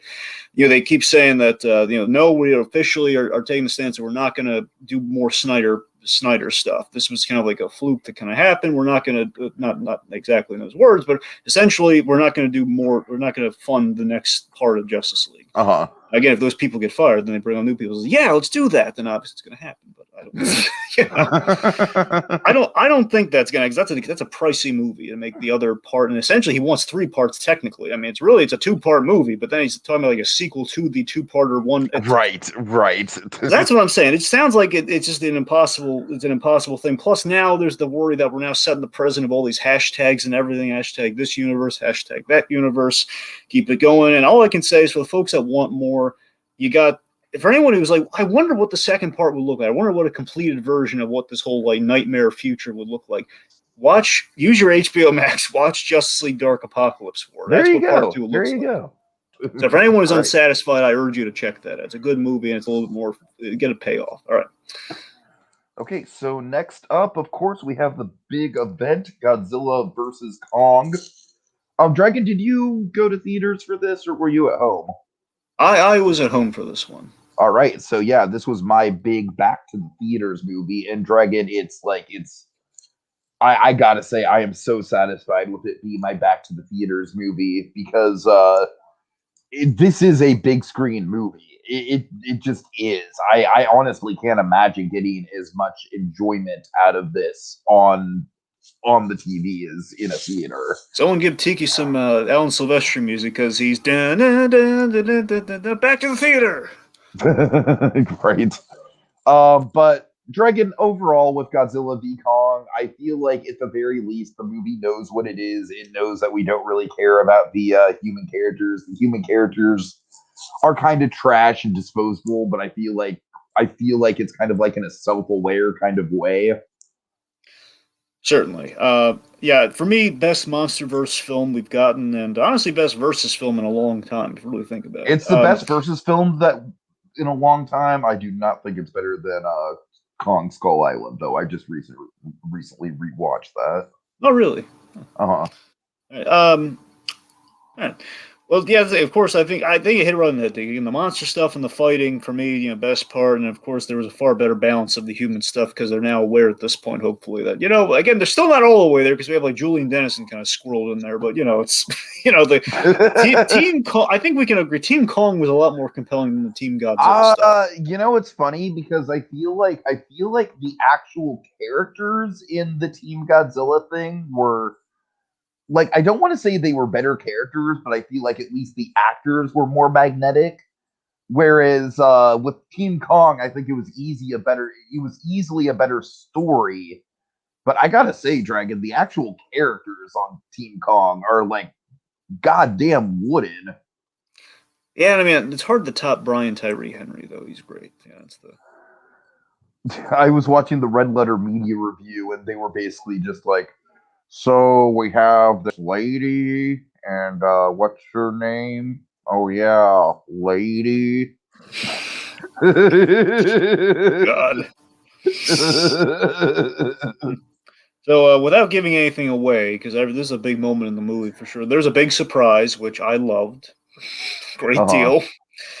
And I love that fundamentally. I just love that at the end of the day, this is where the movie earns a lot of points with me every time I think about it. Is that Godzilla and Kong, their grudge is very primal and for very simple reasons. It's ultimately what it is. It's like pretty much one has something that's kind of a symbol of the feud they've had for eons.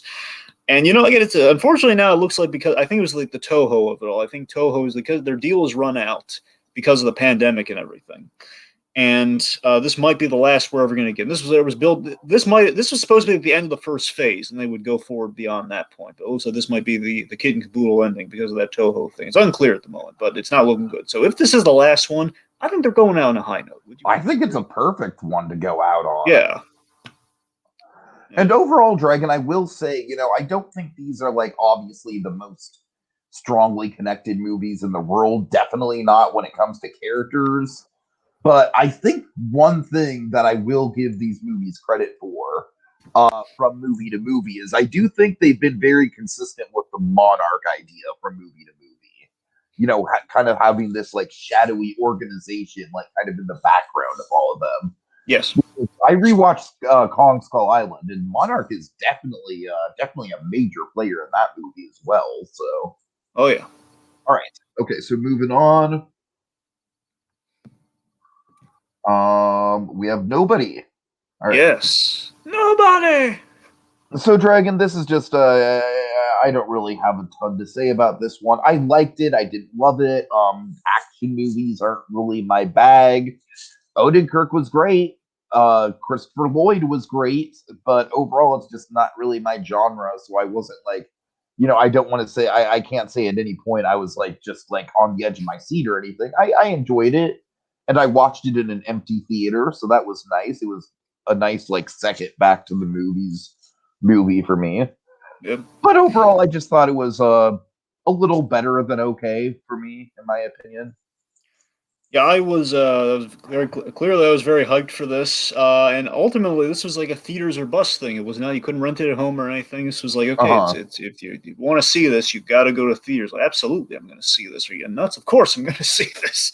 Right. I loved it. Odenkirk, he put his heart and soul into this action film. Basically, it's like he put his heart and soul into an action film unlike any other. And the John Wick comparisons certainly are apt.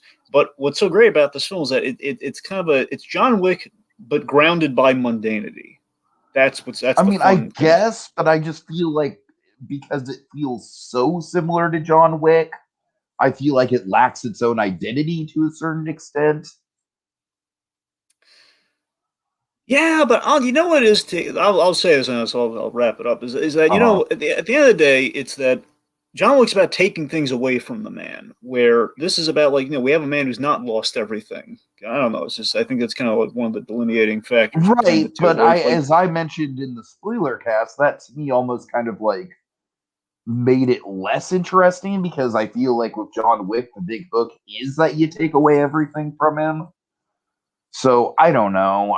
Dragon, I feel like this is just going to be a movie where you and I are just going to have to agree to disagree on. Like I said, I don't think it's bad by any means, but I also don't really think it's great by any means either. yeah, I mean, I love the action, the music choices, and that's where it is. It's of course Chris Uh-huh. Lloyd. There's a lot to love about the movie to a degree.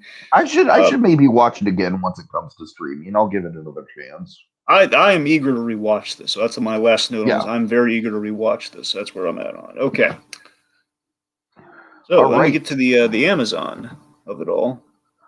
Okay, yeah, Coming to America, which yeah, I checked out the reviews and I'm like, nope, I don't think I'm gonna I don't Dragon, you know the old man cat meme, like, no, I don't think I will.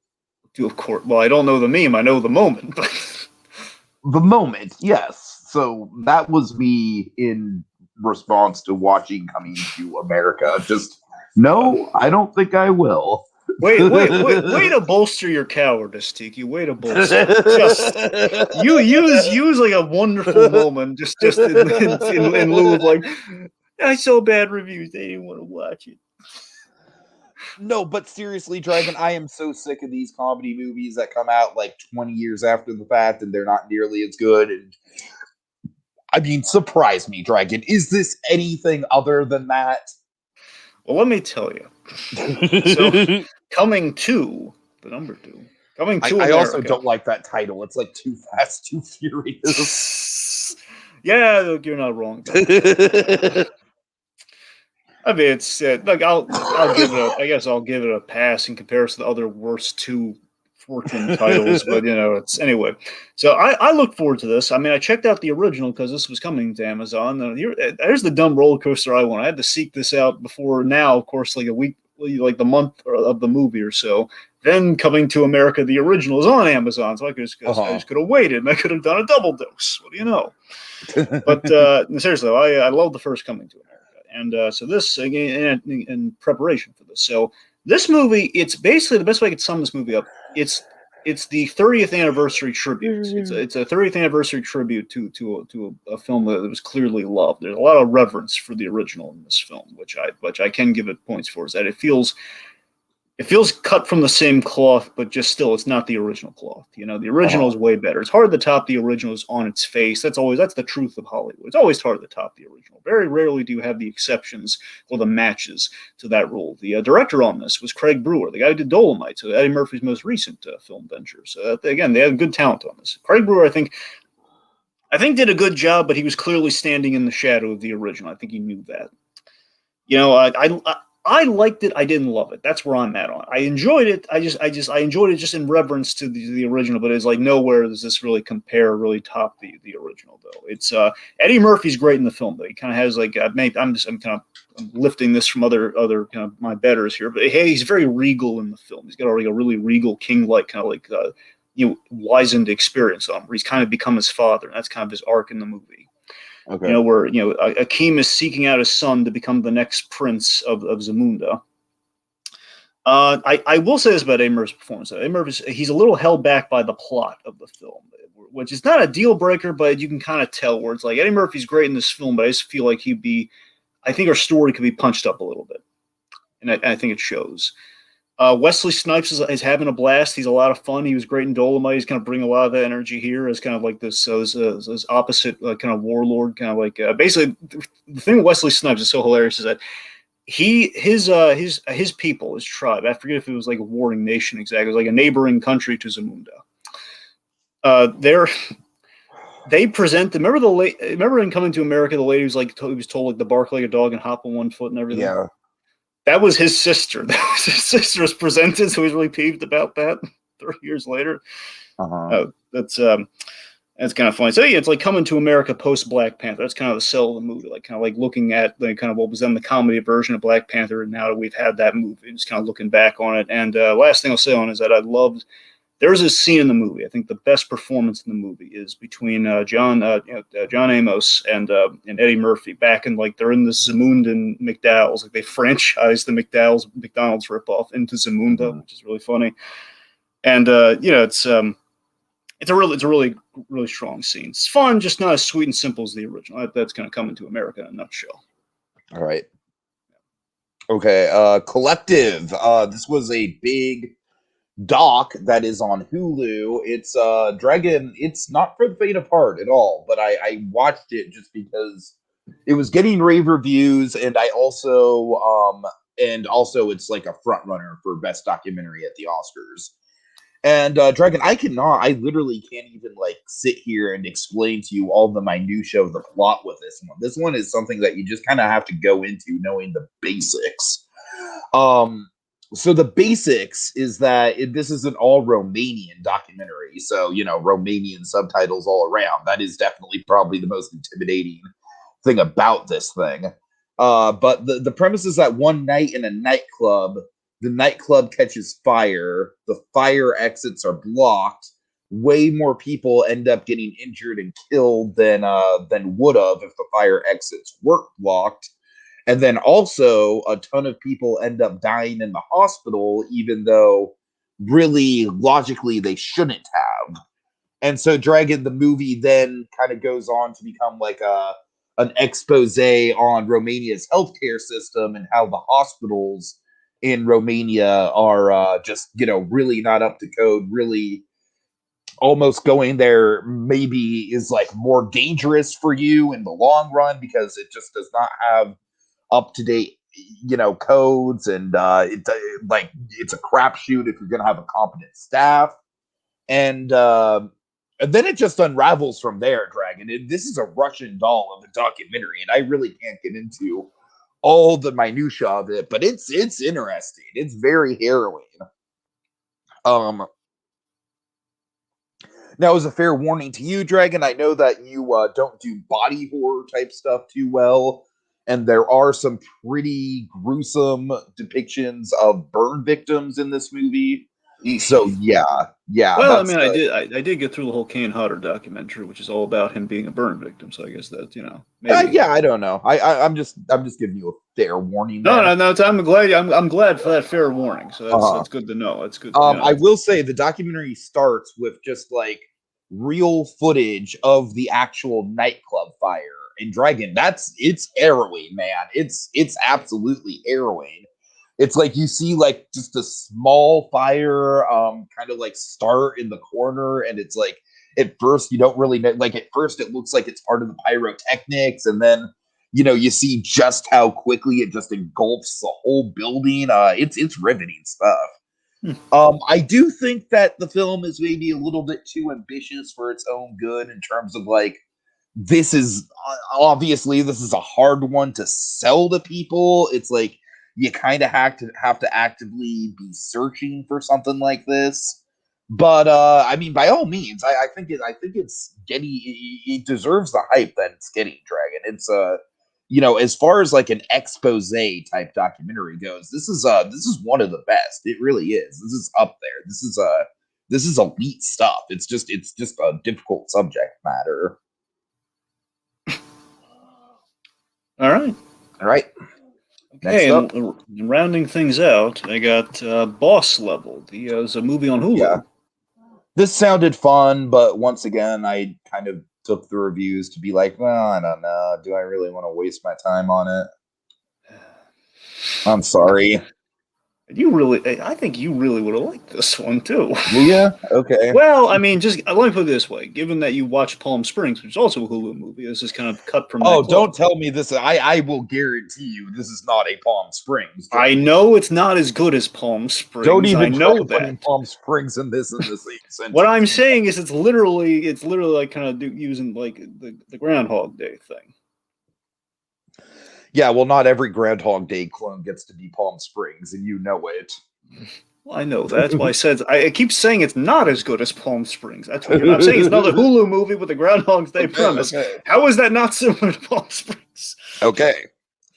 Anyway, so this is a Joe Carnahan film. This is the guy who did the A-Team movie. The A-Team.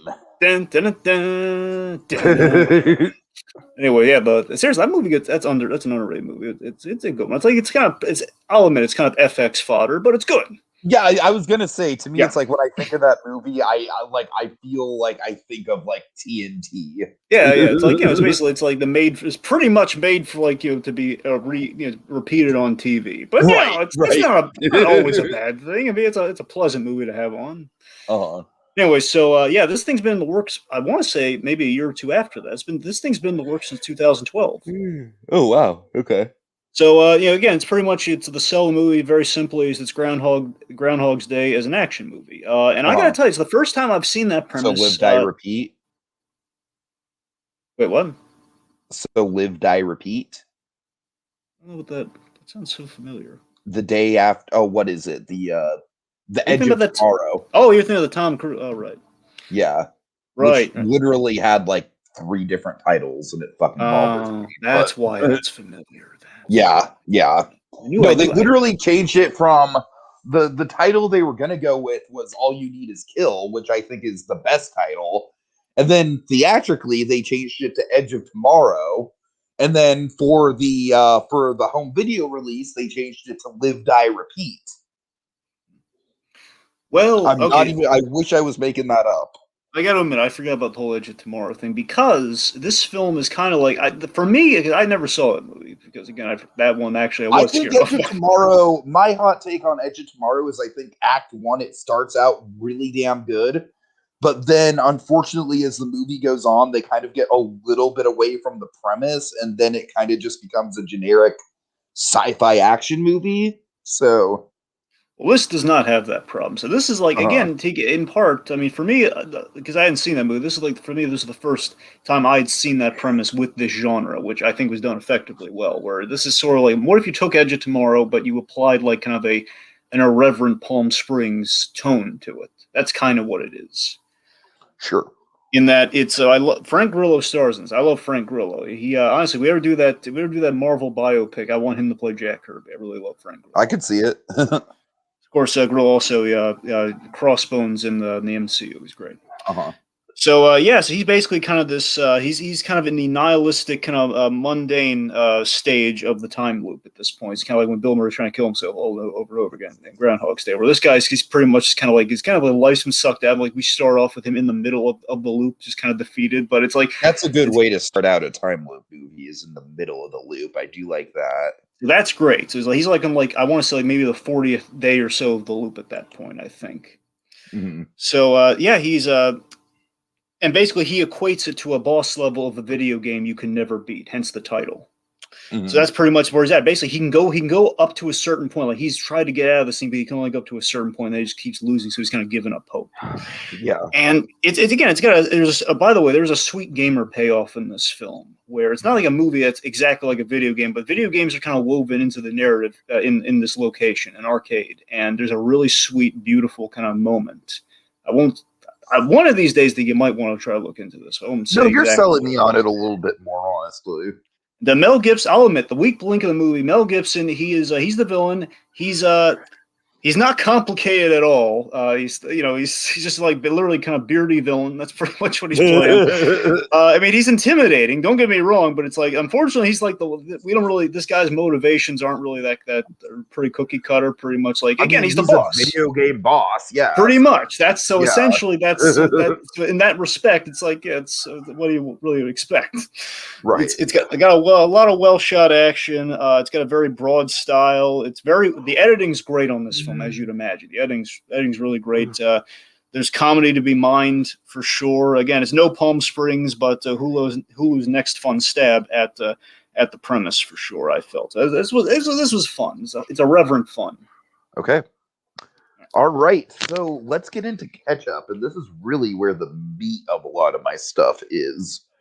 So we're going to start with one that you and I have both been really looking forward to, which is the last blockbuster. Oh yeah.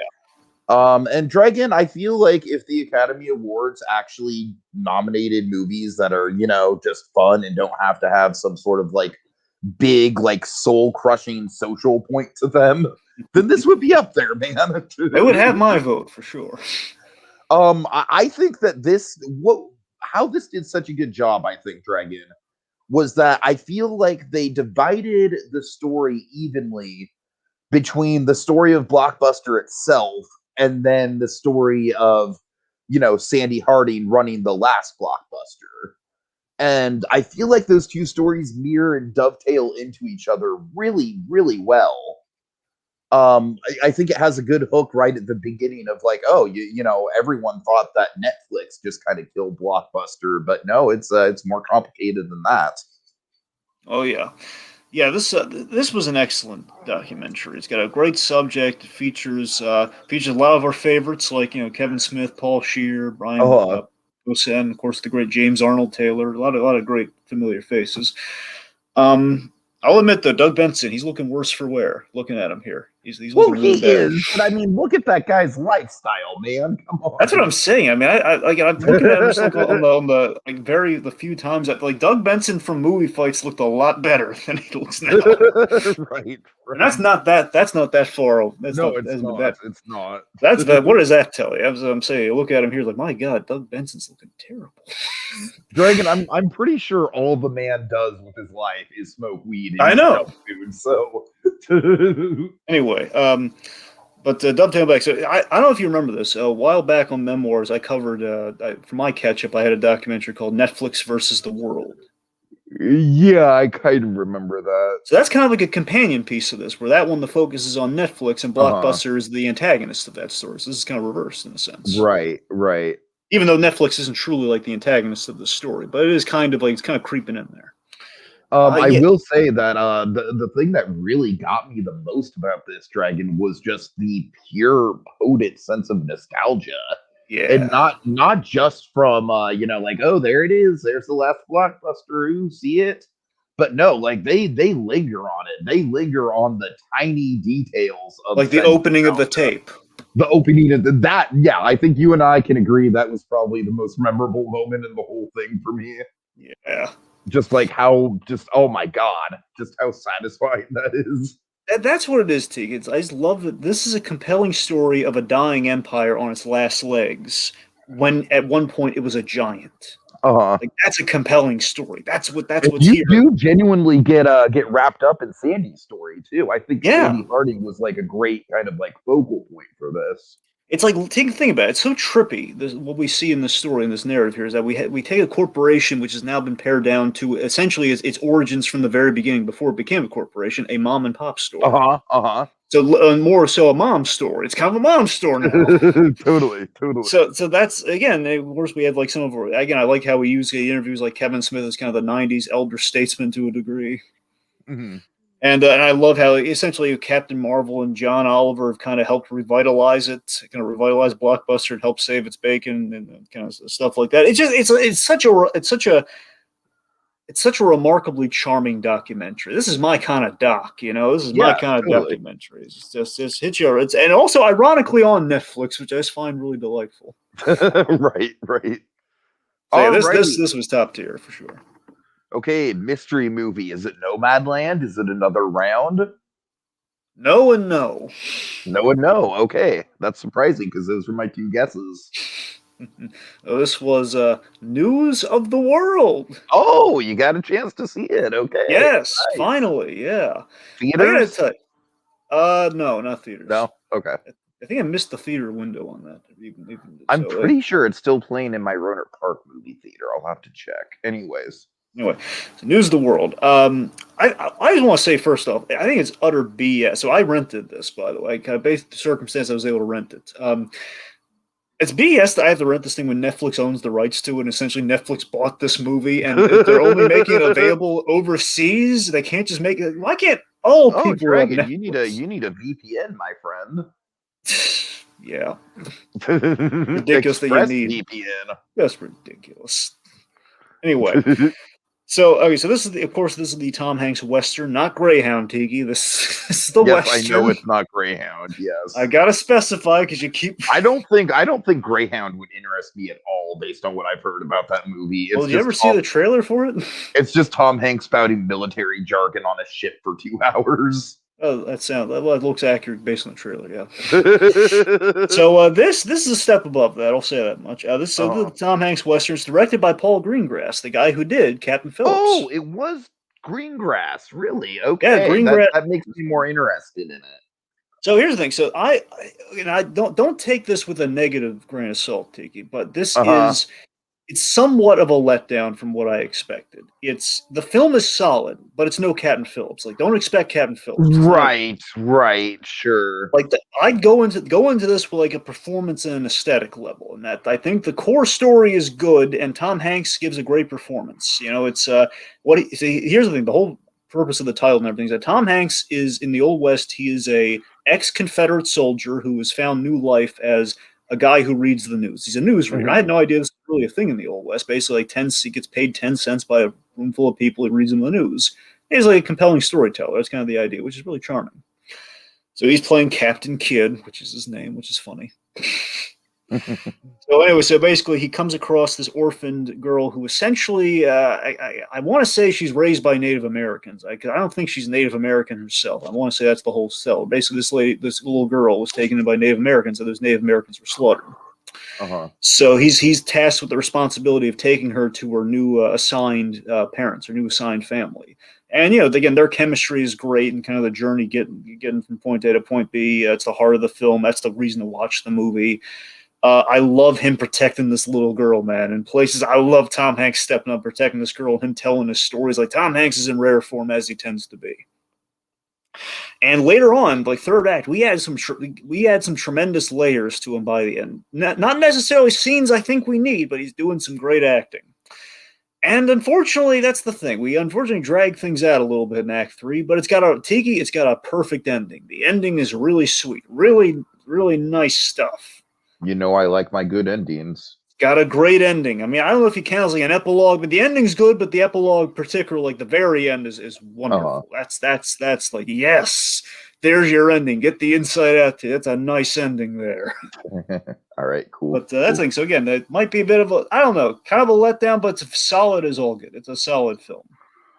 All right, so Dragon, this was oh my god, this was one of my biggest surprises. It was brought up on podcast The Ride, and I just never even heard of it before. But it was brought up on podcast The Ride specifically because it has an amazing fictional theme park in it, which is why I checked it out. So Clifford, Dragon, this movie is right up your alley, man. I think you'd get a kick out of this. I really do. So essentially, it's Martin Short and Charles Grodin vehicle, I love me some and Charles Grodin. oh, Dragon, Charles Grodin is fucking top form this movie. So essentially, Martin Short. It's a weird setup, Dragon. I saw the trailer for this, which makes me afraid of it. But just tell me, it's weird. It's weird. I'm not gonna lie to you. It takes a minute to get used to. Martin Short plays a 12-year-old.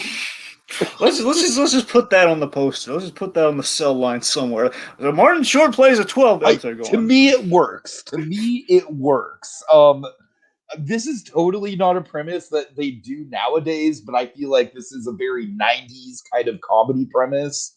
And I honestly think that Martin Short, in terms of like, like the physicality and how he's just so immature, like I do think it's believable. Like, honestly, by a certain point in the movie, I almost kind of forget, like, it's Martin Short, but you vibe so well with the character that the character almost kind of becomes SpongeBob like. You know what I mean? But anyways, Dragon, this character has one goal in the movie, and one goal only, which is to get to Dinosaur World. It's a theme park. Oh, it's a Hey Arnold Park, isn't it? Yes, it's very similar to the Hey Arnold Park. Was it Dino Land in Hey Arnold? I think in Hey Arnold it was Dino Land. Yeah. Right, Dino. Okay, I'm sorry, go on. So essentially, Dragon Clifford is so anxious to get to Dino World that he crashes a plane over the city that it's in. What? I'm not even kidding you. He doesn't crash the plane, but he causes an emergency landing just because he wants to go to this amusement park so badly. God. So oh, and by the way, one of his parents is Richard Kind. Richard Kind is his father. Well, this is getting better. Because Richard Kind, it's like you can imagine, it's like he hates this kid, Dragon. Like the hate that Richard Kind feels for his son in this movie is palatable in a good way. Oh, God. And so essentially they dump Clifford with Clifford's uncle, Charles Grodin. Yeah, he's not a singer, Tiki, yes. Yeah, I know. And so Dragon, the uncle essentially is having relationship problems with Mary Steenburgen. So yeah, a lot of who's in this movie. Hey, Steenburgen, I love her. Yeah, so Steenburgen, before Clifford shows up, she's like, oh, well, you're a sweet guy, but you don't really interact well with kids. And so she's looking to start a family. So basic setup, Dragon. This guy has to show Clifford the time of his life, even though Clifford is like just an unholy hellspawn of a child. Here's the thing that worries me. Here's the thing that possibly turns me off to the movie based on that premise and what I've seen in that one trailer. Okay, is that I don't want it to be Problem Child. Oh, it's not Problem Child. That's the thing. I'm worried. With that premise, it sounds like Problem Child, but I mean, if you're vouching that it's not, I might be inclined to look into it. I will say that the ending scene in the actual dinosaur theme park, I mean, that's the reason I checked the movie out to begin with, but I mean, my God, Dragon, this might be one of the top best fake theme parks in movie history. Like, I'm saying, like, it's right up there with something like Euro Reptar Land or Wally World or something like that. There's a John Landis movie that has a fake Disney knockoff park, and I can't remember. I don't know if it's Kentucky Fried Movie or not. I don't know which John Landis movie it is, but there's one where they do that's the one the Sherman Brothers are in. Oh, that's anyway. So yeah, Clifford was just fucking delightful, Dragon. I mean, it's not high art by any means. It's honestly very dumb, like very, very dumb. But it's the kind of comedy where it's like an almost like pseudo intellectual kind of dumb, if you know what I mean. Where it's like it's so dumb that I feel like it almost kind of like loops back around on itself to become clever again. All right. So yeah, Clifford, very much recommend. And I will say this, Dragon, Clifford is going to be, as far as I know, let me take a look at my notes. Yeah, it's going to be the last movie on my list that isn't just completely depressing and nihilistic. Oh joy. All right. Okay, well, here's something that is not depressing, nihilistic. All right, let's talk Honest Thief. Okay. This is on Amazon. They added this on Amazon finally. In here's the thing. In retrospect, this film, I feel I'm not even discounting myself in this. I think we all kind of felt this way. I think even you too, if I recall. But in retrospect, this film was a little harshly written off. This is the Liam Neeson. This is a Liam Neeson film. Oh, right. This is basically, I think it's written off as because like, oh, it's another post-Taken Neeson action film. But this is not Cold Pursuit, folks. This is not like, hey, it's Liam Neeson killing people with a snowplow. I still right? can't believe that Cold Pursuit exists, given the fact that we literally parodied it. In what movie did we? Daddy's Home 2. Yeah, Daddy's Home 2 had like basically the exact same concept. Yes, exactly. So this is not the parody of Liam Neeson. This was actually a really solid. I'd say this is also a step above. Not that I didn't like this other movie. The one with Vera Farmiga. The one with God. Well, I know what one you're talking about. Yeah, the one on the train. The one on the Anyway. Commuter. The Commuter. That's what it is. Yeah. I like that one, but this I think is better than that too. This is good. So this was really solid. So this is Liam Neeson back in true form here, where he plays a bank robber who falls in love with a woman played by Kate Walsh, named Annie.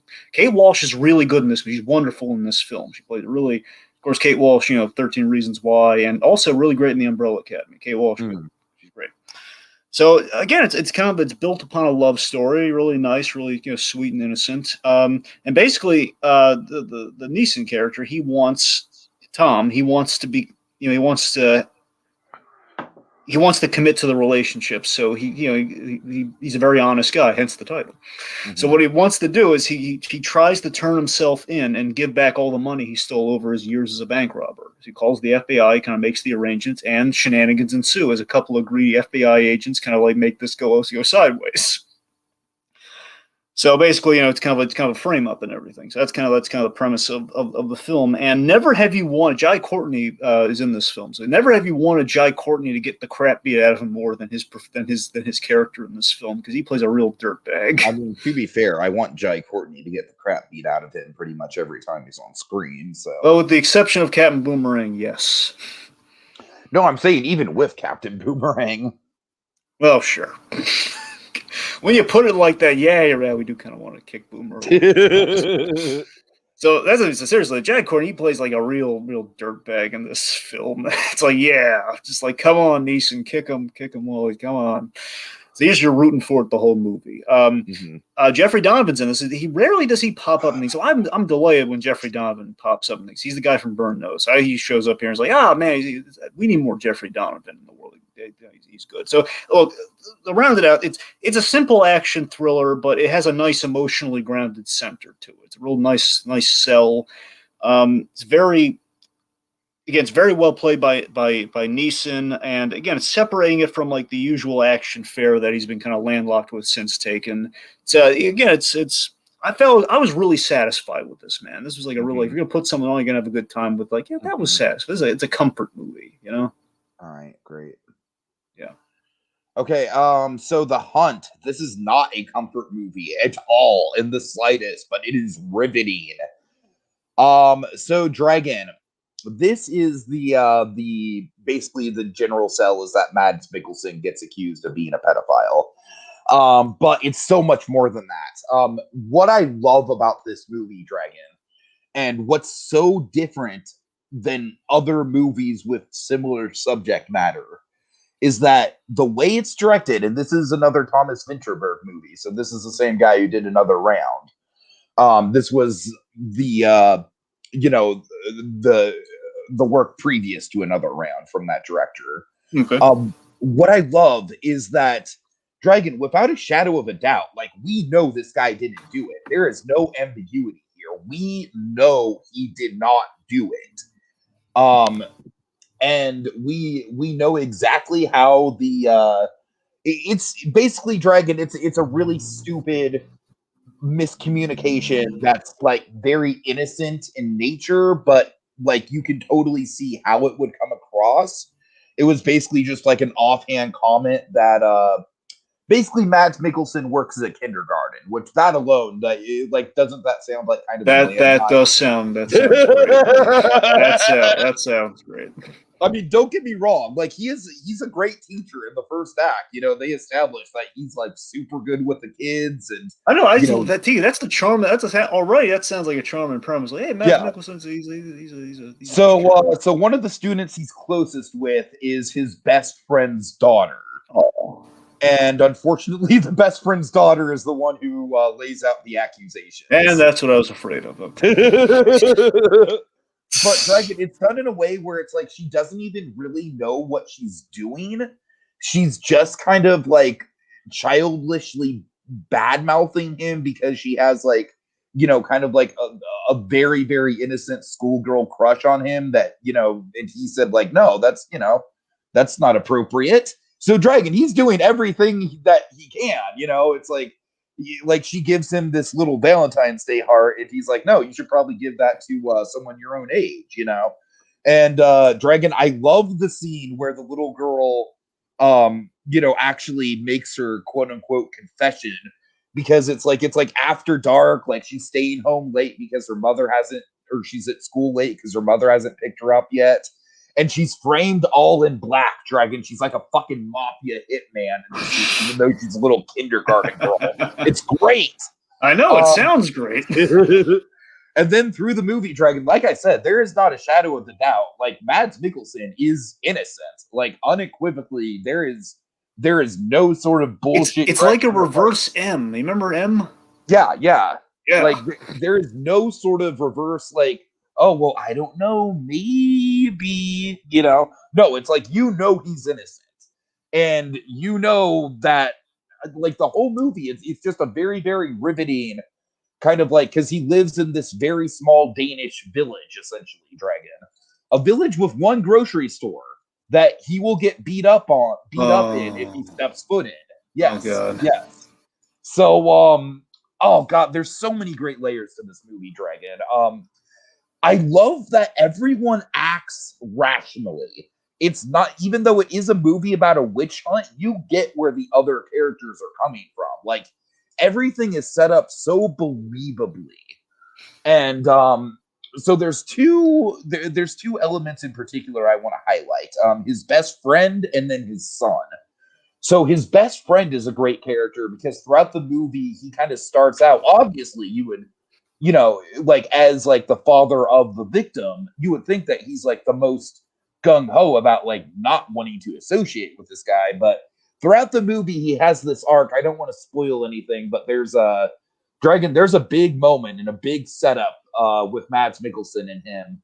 Like there's a line that he says about his relationship with Mads Mikkelsen early in the movie that comes to a head in a big way. That's all I'll tell you. And then Mads Mikkelsen's son. I love the fact that at no point in the movie does the son be like, "You're not my dad anymore. I don't believe you." It's like, no, it's like they do a fucking great job of making it realistically like, yeah, like of course the son would like stand by his father in a situation. How old's the son? He's like 16. Okay, gotcha. Or maybe a little younger than that, you know, maybe like he's a teenager though, right? Early high school, I want to say. Yeah. And so yeah, like I said, Dragon, the mind-blowing thing about this is just how even-keeled it is in all respects, in all perspectives, given what a touchy subject it is. And the ending blew me away. I mean, it's like Thomas Vinterberg, just give him all the awards for endings. I mean, the ending of Another Round blew me away. The ending of this blew me away. Dragon, this is a fucking masterpiece. I feel like it would be on my top 10 films of the 2010s if I had seen it when I made that list. It's that fucking good. It absolutely riveted me from start to finish. It had me completely on the edge of my seat the whole time. I can't say enough good things about it. All right. Okay, here's one. Get Shorty.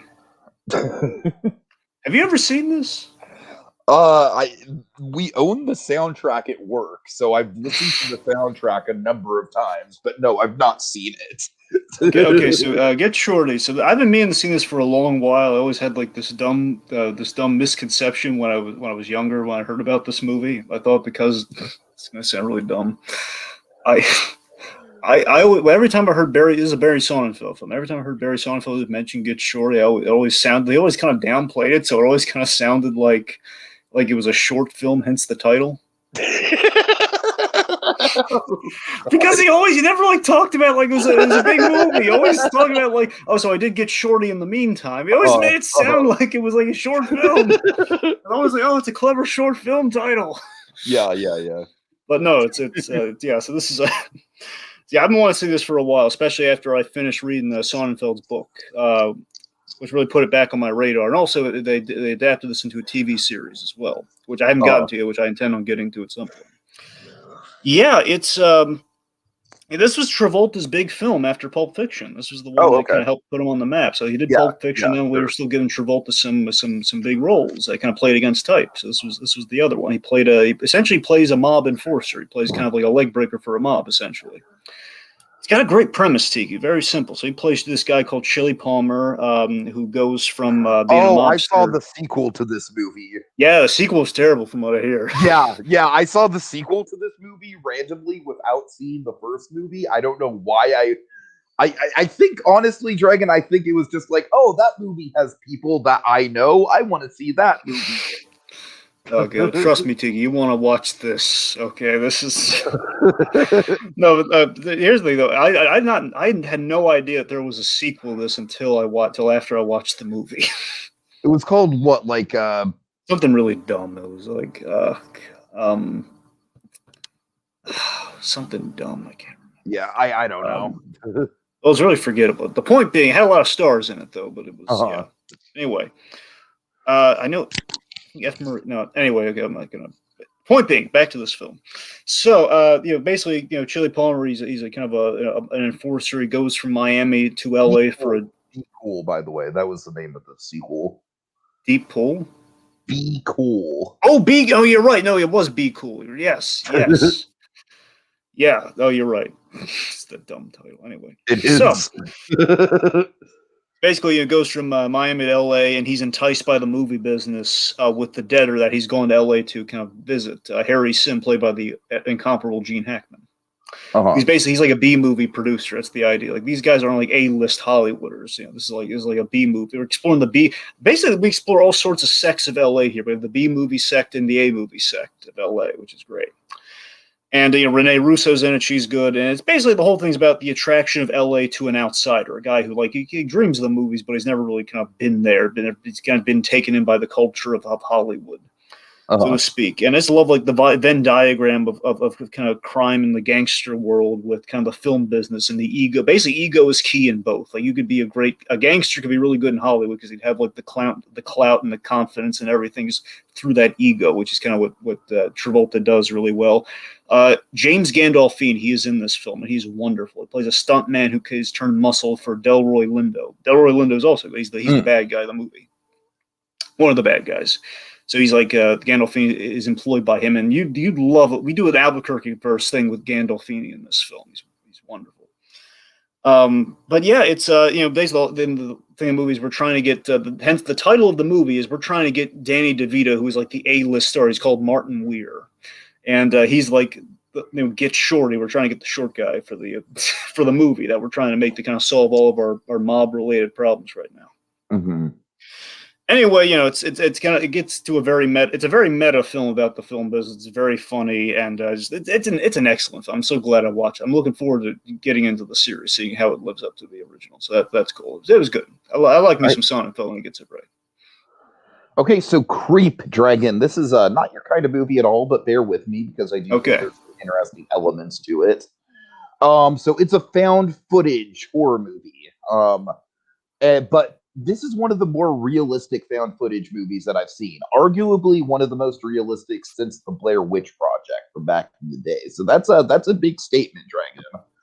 As you might know, I'm a big fan of the found footage genre.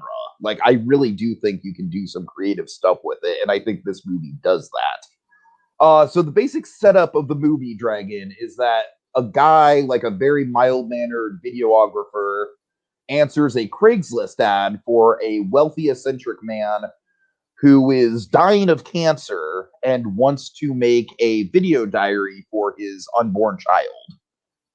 To basically just kind of like document, like, hey, buddy, this is how I was, like this is me, and you get the point, right? Just Yeah, kind of yeah, like yeah. have a simple enough premise, right? Yeah.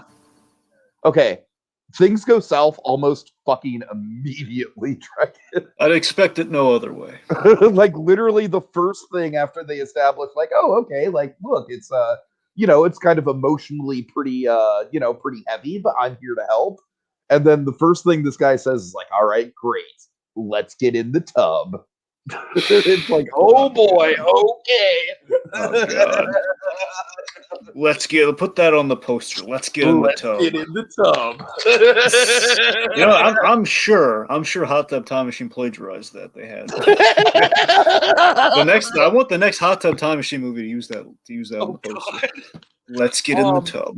But Dragon, this is a fucking brilliant movie because I love how the antagonist of the movie, you can tell right away, obviously, with the whole like let's get in the tub thing, and then it's like, you go to the tub and he's like doing this really creepy kind of like, baby bathing ritual with like a pretend child, and it's just like, oh God, but at first I feel like the movie does a wonderful job where it's like, at first you just think that there's something kind of like socially or mentally off with him, right?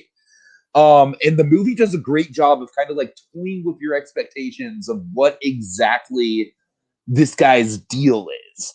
And because of that, I felt like it built up suspense incredibly well because you did not know what his deal was. Dragon, my favorite thing about this movie, oddly enough, is how it uses jump scares. It uses jump scares in a really creative way. Did you ever have like a cousin or an annoying friend or something like that, or an older sibling that would just jump scare you just for the hell of it, just to get a rise out of you? More like real scares than jump scares, but sure. Okay, well, this guy basically uses jump scares and weaponizes them, Dragon. He uses jump scares as like a part of his personality. And he's just like, come on, man, I'm just joking around. I really got you there. I really got you there, bro. We got you good, bro. But you can tell that he's doing it to get the people off guard and to get people into a state of like, where they're kind of like put into a paranoid sort of like, because he'll just like intentionally just like make a bad exit from the scene and then just jump scare them just for the sake of getting them off their guard. It's like he's really clever with that. And Dragon, I gotta say, that's the first time I've ever seen a jump scare weaponized like that in a horror movie, and I thought that was fucking genius. And they are effective jump scares too. The dude literally just jumps in front of the camera and screams. But I will say the fault of the movie kind of lies where in the third act you kind of put the pieces together that like, no, this guy, like, honestly, I would think it would be a more interesting movie if they could keep up with the premise of like he genuinely does want to make the video for his kid, but he's just genuinely a creepy person. Unfortunately, they kind of abandoned that setup about halfway through, and I feel like they play their cards a little too early where you discover that, oh no, he's actually a serial killer. And so the rest of the movie just kind of like becomes a cat and mouse kind of stalker movie. But Dragon, that first half really shined with the suspense and building up the character and like building up like what the heck is this guy's deal. I really thought it was some inspired filmmaking. I don't think the movie necessarily stuck to landing, but I do think it preyed on. It's a very realistic horror movie too. It's very realistic in the scenario, and I also feel like it almost kind of feels like a do-it-yourself filmmaking project because by all intents and purposes, it is just like like a couple guys with a handheld camcorder in a cabin in the woods. And they go out into the woods from time to time. Mostly they stay in the cabin,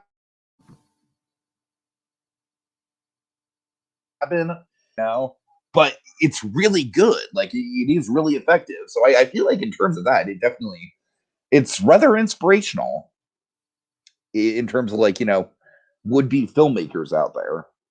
All right. Right. Okay, Dragon, what do you got? This one's gonna go by quick. King Kong versus Godzilla from 1962.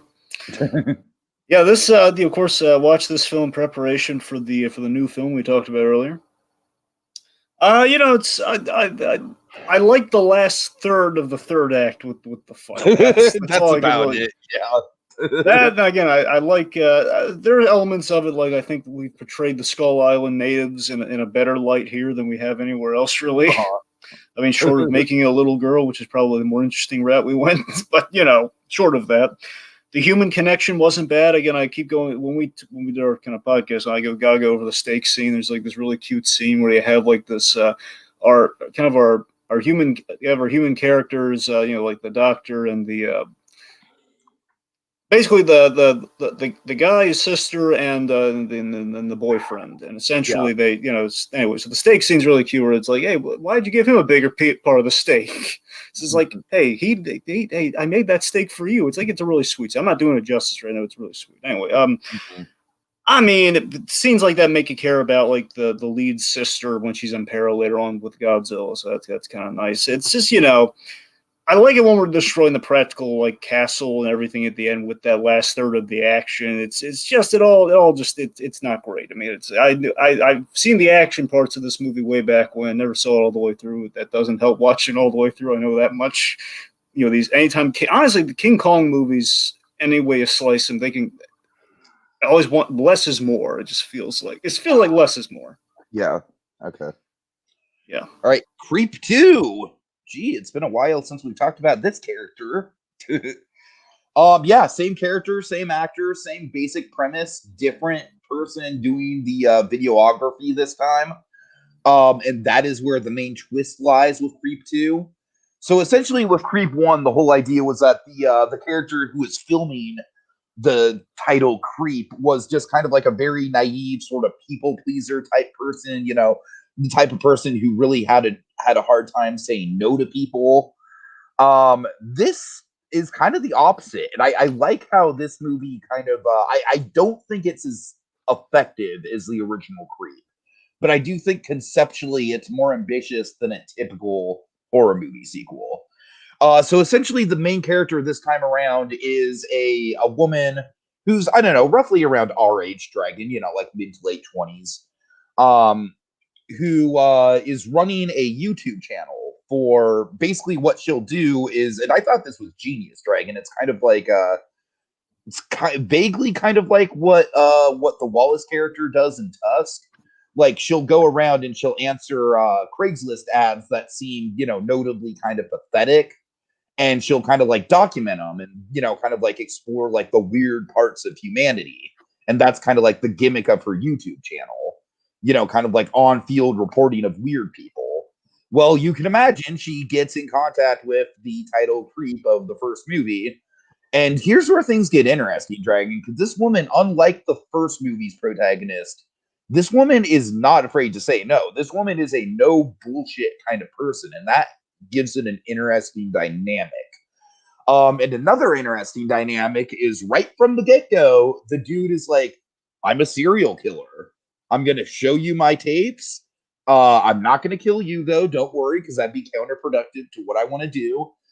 So, Dragon, essentially, the premise for this one is that the serial killer, he feels like he's lost his mojo. And so he wants to make, essentially, a documentary about his own work. And yeah, that's where it comes up. And what I like about this premise is that I feel like it preys on the kind of like, the quest for content that YouTubers go on. It kind of preys on the whole like, how far would you push yourself? Like that spree thing, eh? Right. Like how much of a bad situation would you be willing to put yourself in in the name of growing your channel. And obviously, Dragon, that's a pretty relatable theme for us as people who are trying to grow our channel. And so unfortunately, I just don't think the movie has the same sort of bite that the first one did. You kind of know a lot of this guy's tricks already. He does the jump scares. They don't really work on the girls, so they don't really work on us. I do like the dynamic that the girl pretty much calls him out on his bullshit throughout the movie, and he kind of gets more and more frustrated. And so basically, instead of it being a boiling point of like, oh man, when's the shoe gonna drop and it's gonna be revealed that this guy's actually dangerous, it's like, you know, this guy is dangerous. She knows this guy is dangerous. The tension is like, when's the shoe gonna drop and he's gonna like, you know, be fed up with basically being on the same level as this person, because you can just tell that you know, not having power in this situation is just driving him absolutely crazy. So unfortunately, it does end up in a kind of like very similar cat and mouse sort of stalker scenario, and that was disappointing. Like I said, overall, I just don't think it's as effective as a horror movie as the original one was. But still, I always like to see. It's always cool to see horror movies that do sequels that actually, you know, that actually continue the story and aren't just like, all right, well, here's another round of disposable characters for the killer to, you know, to kill off. So so it was good, not great. I think the original is definitely a lot more impactful. All right. Seems to be a theme. Yeah. Right. Okay, I got 2 documentaries remaining here. So, Audrey. Is this the prequel to Audrey 2? No. It took me all day to write that one. I noticed. So no, this is a documentary about. There's a documentary you can find on Netflix about Audrey Hepburn. Oh, that's the Audrey I assumed it was referring to. Yeah. All right. Yeah, this is you know, of course, famous for stuff like *Romancing the Stone*. For me, every time I think about *Romancing the Stone*, I always think about You, Me, and Dupree. Remember that? Oh no.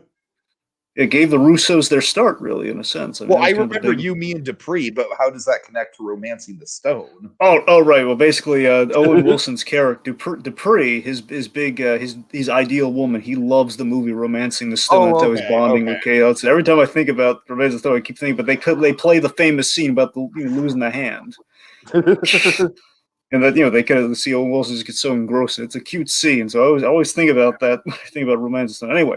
Of course, you have stuff like Breakfast at Tiffany's, My Fair Lady, and a big thing for us, her last film role, very effectively, was in Always, the underrated Spielberg movie. Always, yes. She played the angel, like the little angel figure. Uh-huh. Anyway, so not a lot to say. It's a very solid biography piece on the woman's life, one of Hollywood's big icons, and very interestingly so.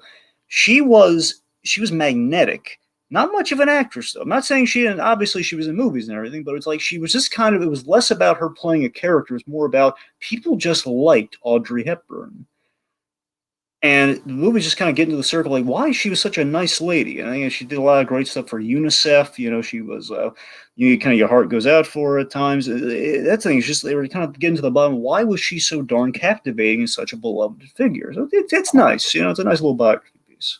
Cool. Okay, Dragon, so actually I sent you one more movie than we have listed. But you know what? I don't have a ton to say about Shudder at all. I really don't. It's just like kind of a disposable Japanese horror movie. There's not much to it. I wouldn't recommend it to you. So I'm gonna go ahead and switch up my last one, if that's okay with you, and I'm gonna talk about The Celebration. Which is I'm pretty sure I had that on my list, but it just didn't get copied over. So The Celebration is the first movie by Thomas Vinterberg. And Dragon, this has a very unconventional style to it. I mean, this style is, I would say it's almost kind of beyond fly on the wall. Like it is super documentary style. Very much feels like just like kind of like raw home movie footage. And so the basic premise of this, Dragon, is that like a wealthy kind of aristocratic family, a wealthy Dutch family, of course, Dutch because it's Vinterberg. Yeah. But they gather for a big family reunion for the father's 60th birthday. one of the sons gets up to say a speech, and he's like, "Oh, by the way, Dad, thanks for raping me when I was a kid, and I also think that you doing that caused my sister to kill herself." This Vinterberg has issues, doesn't he? Yes. I mean, Dragon, another round is just straight up delightful in comparison to these two. That's what I'm saying, because I'm thinking, man, I'm sensing a pattern, but another round though seems really, kind of happy-go-lucky. It is compared to these two. It is. Yeah, Dragon, I wasn't crazy about this one. I'll be honest with you. It was interesting in terms of like kind of, it very much felt like the blueprint for something like The Hunt. Where it's like, all right, it's kind of a morally ambiguous sort of situation. Except this time, it's not nearly as morally ambiguous as The Hunt is. I feel like the style of this movie, like the big thing was like the fact that people don't necessarily react to the big bombshell speech. And it kind of takes the whole movie for the shockwaves of it to kind of go throughout the party. I feel like that's realistic in execution, but I also feel like it makes for kind of a dull movie because it's like once that big speech happens, you almost kind of like expect the fireworks to start going down, but they just don't. And so it's, I don't know. It's certainly interesting. There's definitely some more Thomas Vinterberg movies I want to check out. But yeah, compared to The Hunter, another round, it's not great. But I mean, like I said, obviously it is his first movie, so I will give him credit there. All right. All right. Lastly, for me, something really special. Stallone, Frank, that is. So I assume this is about Frank Stallone. You are correct, sir. All right. Yes, this is a documentary about Frank Stallone. This is a thing I want to say. I forget if the pandemic screwed around with this one because I can't. It's one of those things where I can't get exactly the date when this thing came out. All I know is it didn't come out in March. That's all I know. But it was like I don't know if there was like a film festival circuit or what. I think it was supposed to come out last year, but then got all jostled around. Regardless, this is a lovely idea of a documentary. It's highlighting the great Frank Stallone, one of the unsung entertainers of Hollywood. And of course, it's kind of course, when I think Frank Stallone, my go-to is always that scene in Fred Claus during like the whole Brothers Anonymous thing. And oddly enough, they don't use that clip in this movie. I guess they couldn't get the rights to it. But it's basically the part of the movie does center around that topic, though, about the whole brother shadow thing, where basically we learn this is like a loving like tribute to the guy. Where does it have some of like the same sort of thematic energy as The Boys? Well, I mean, look, the Richard Sherman documentary, not the Amazon Prime series. Just to clarify to the folks, because for a moment there's like, oh, we got to clarify that. No, I mean, let me put it this way: it's not. I can't. The whole thing isn't centered around like The Boys is, like the Sherman Brothers story. Yeah.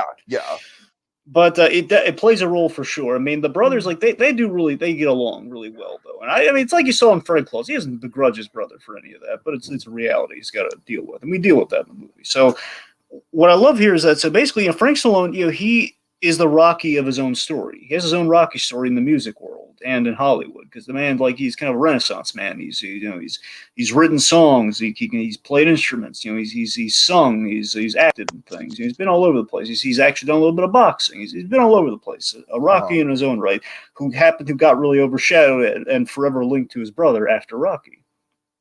Mm-hmm. So there's a lot of people, a lot of names are in this. Of course, the big ones being Sylvester Stallone. Of course, what is he not going to be in his brother's movie? Stallone. You got Schwarzenegger. You got of all people, Geraldo Rivera too. One of the most famous mustaches of news anchordom ever. Yeah. Anyway, so it's again this guy. He's an entertainer in the truest sense of the word, absolutely. Because again, he's entertained so many avenues. There's something crazy and bad happened to Frank Stallone, which I had no idea. I don't think anyone knew about. That happens, and they cover in this documentary. It left me gobsmacked about what happened to this poor guy. They kind of hurt his music career in a big way. Basically, kind of took playing an instrument out of the equation, where he can only do the singing, which he's really good at. And he actually got like a tip of the hat from old Frank Sinatra too, which is really impressive. Like the industry really likes Frank Stallone. That's kind of what it is. Basically, this guy got all his goodwill from the industry that he's. I think it's just kind of right that he's getting it's being received after all that time. It's a nice documentary. It's really nice. Okay. Yeah.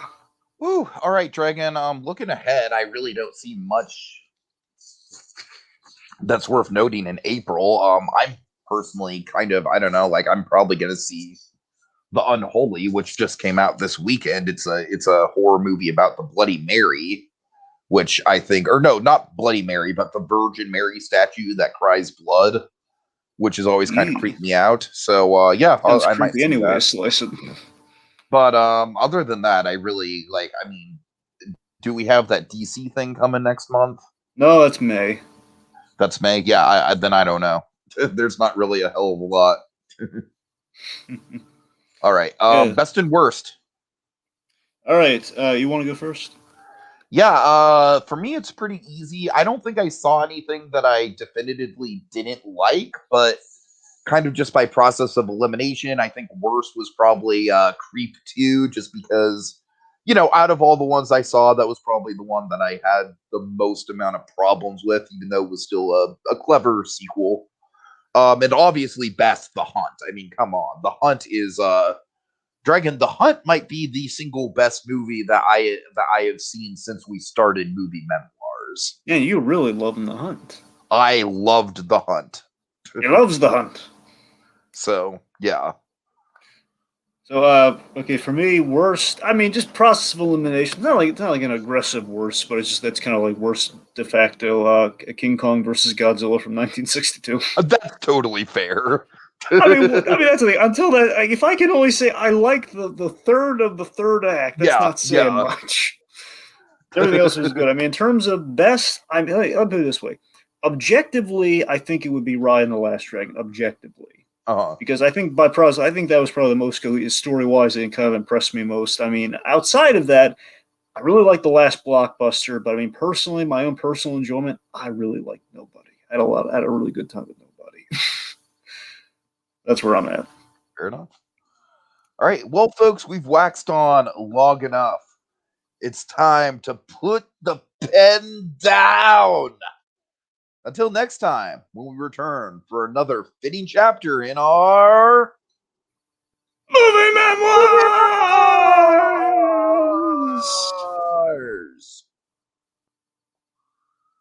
Release the Odenkirk cut.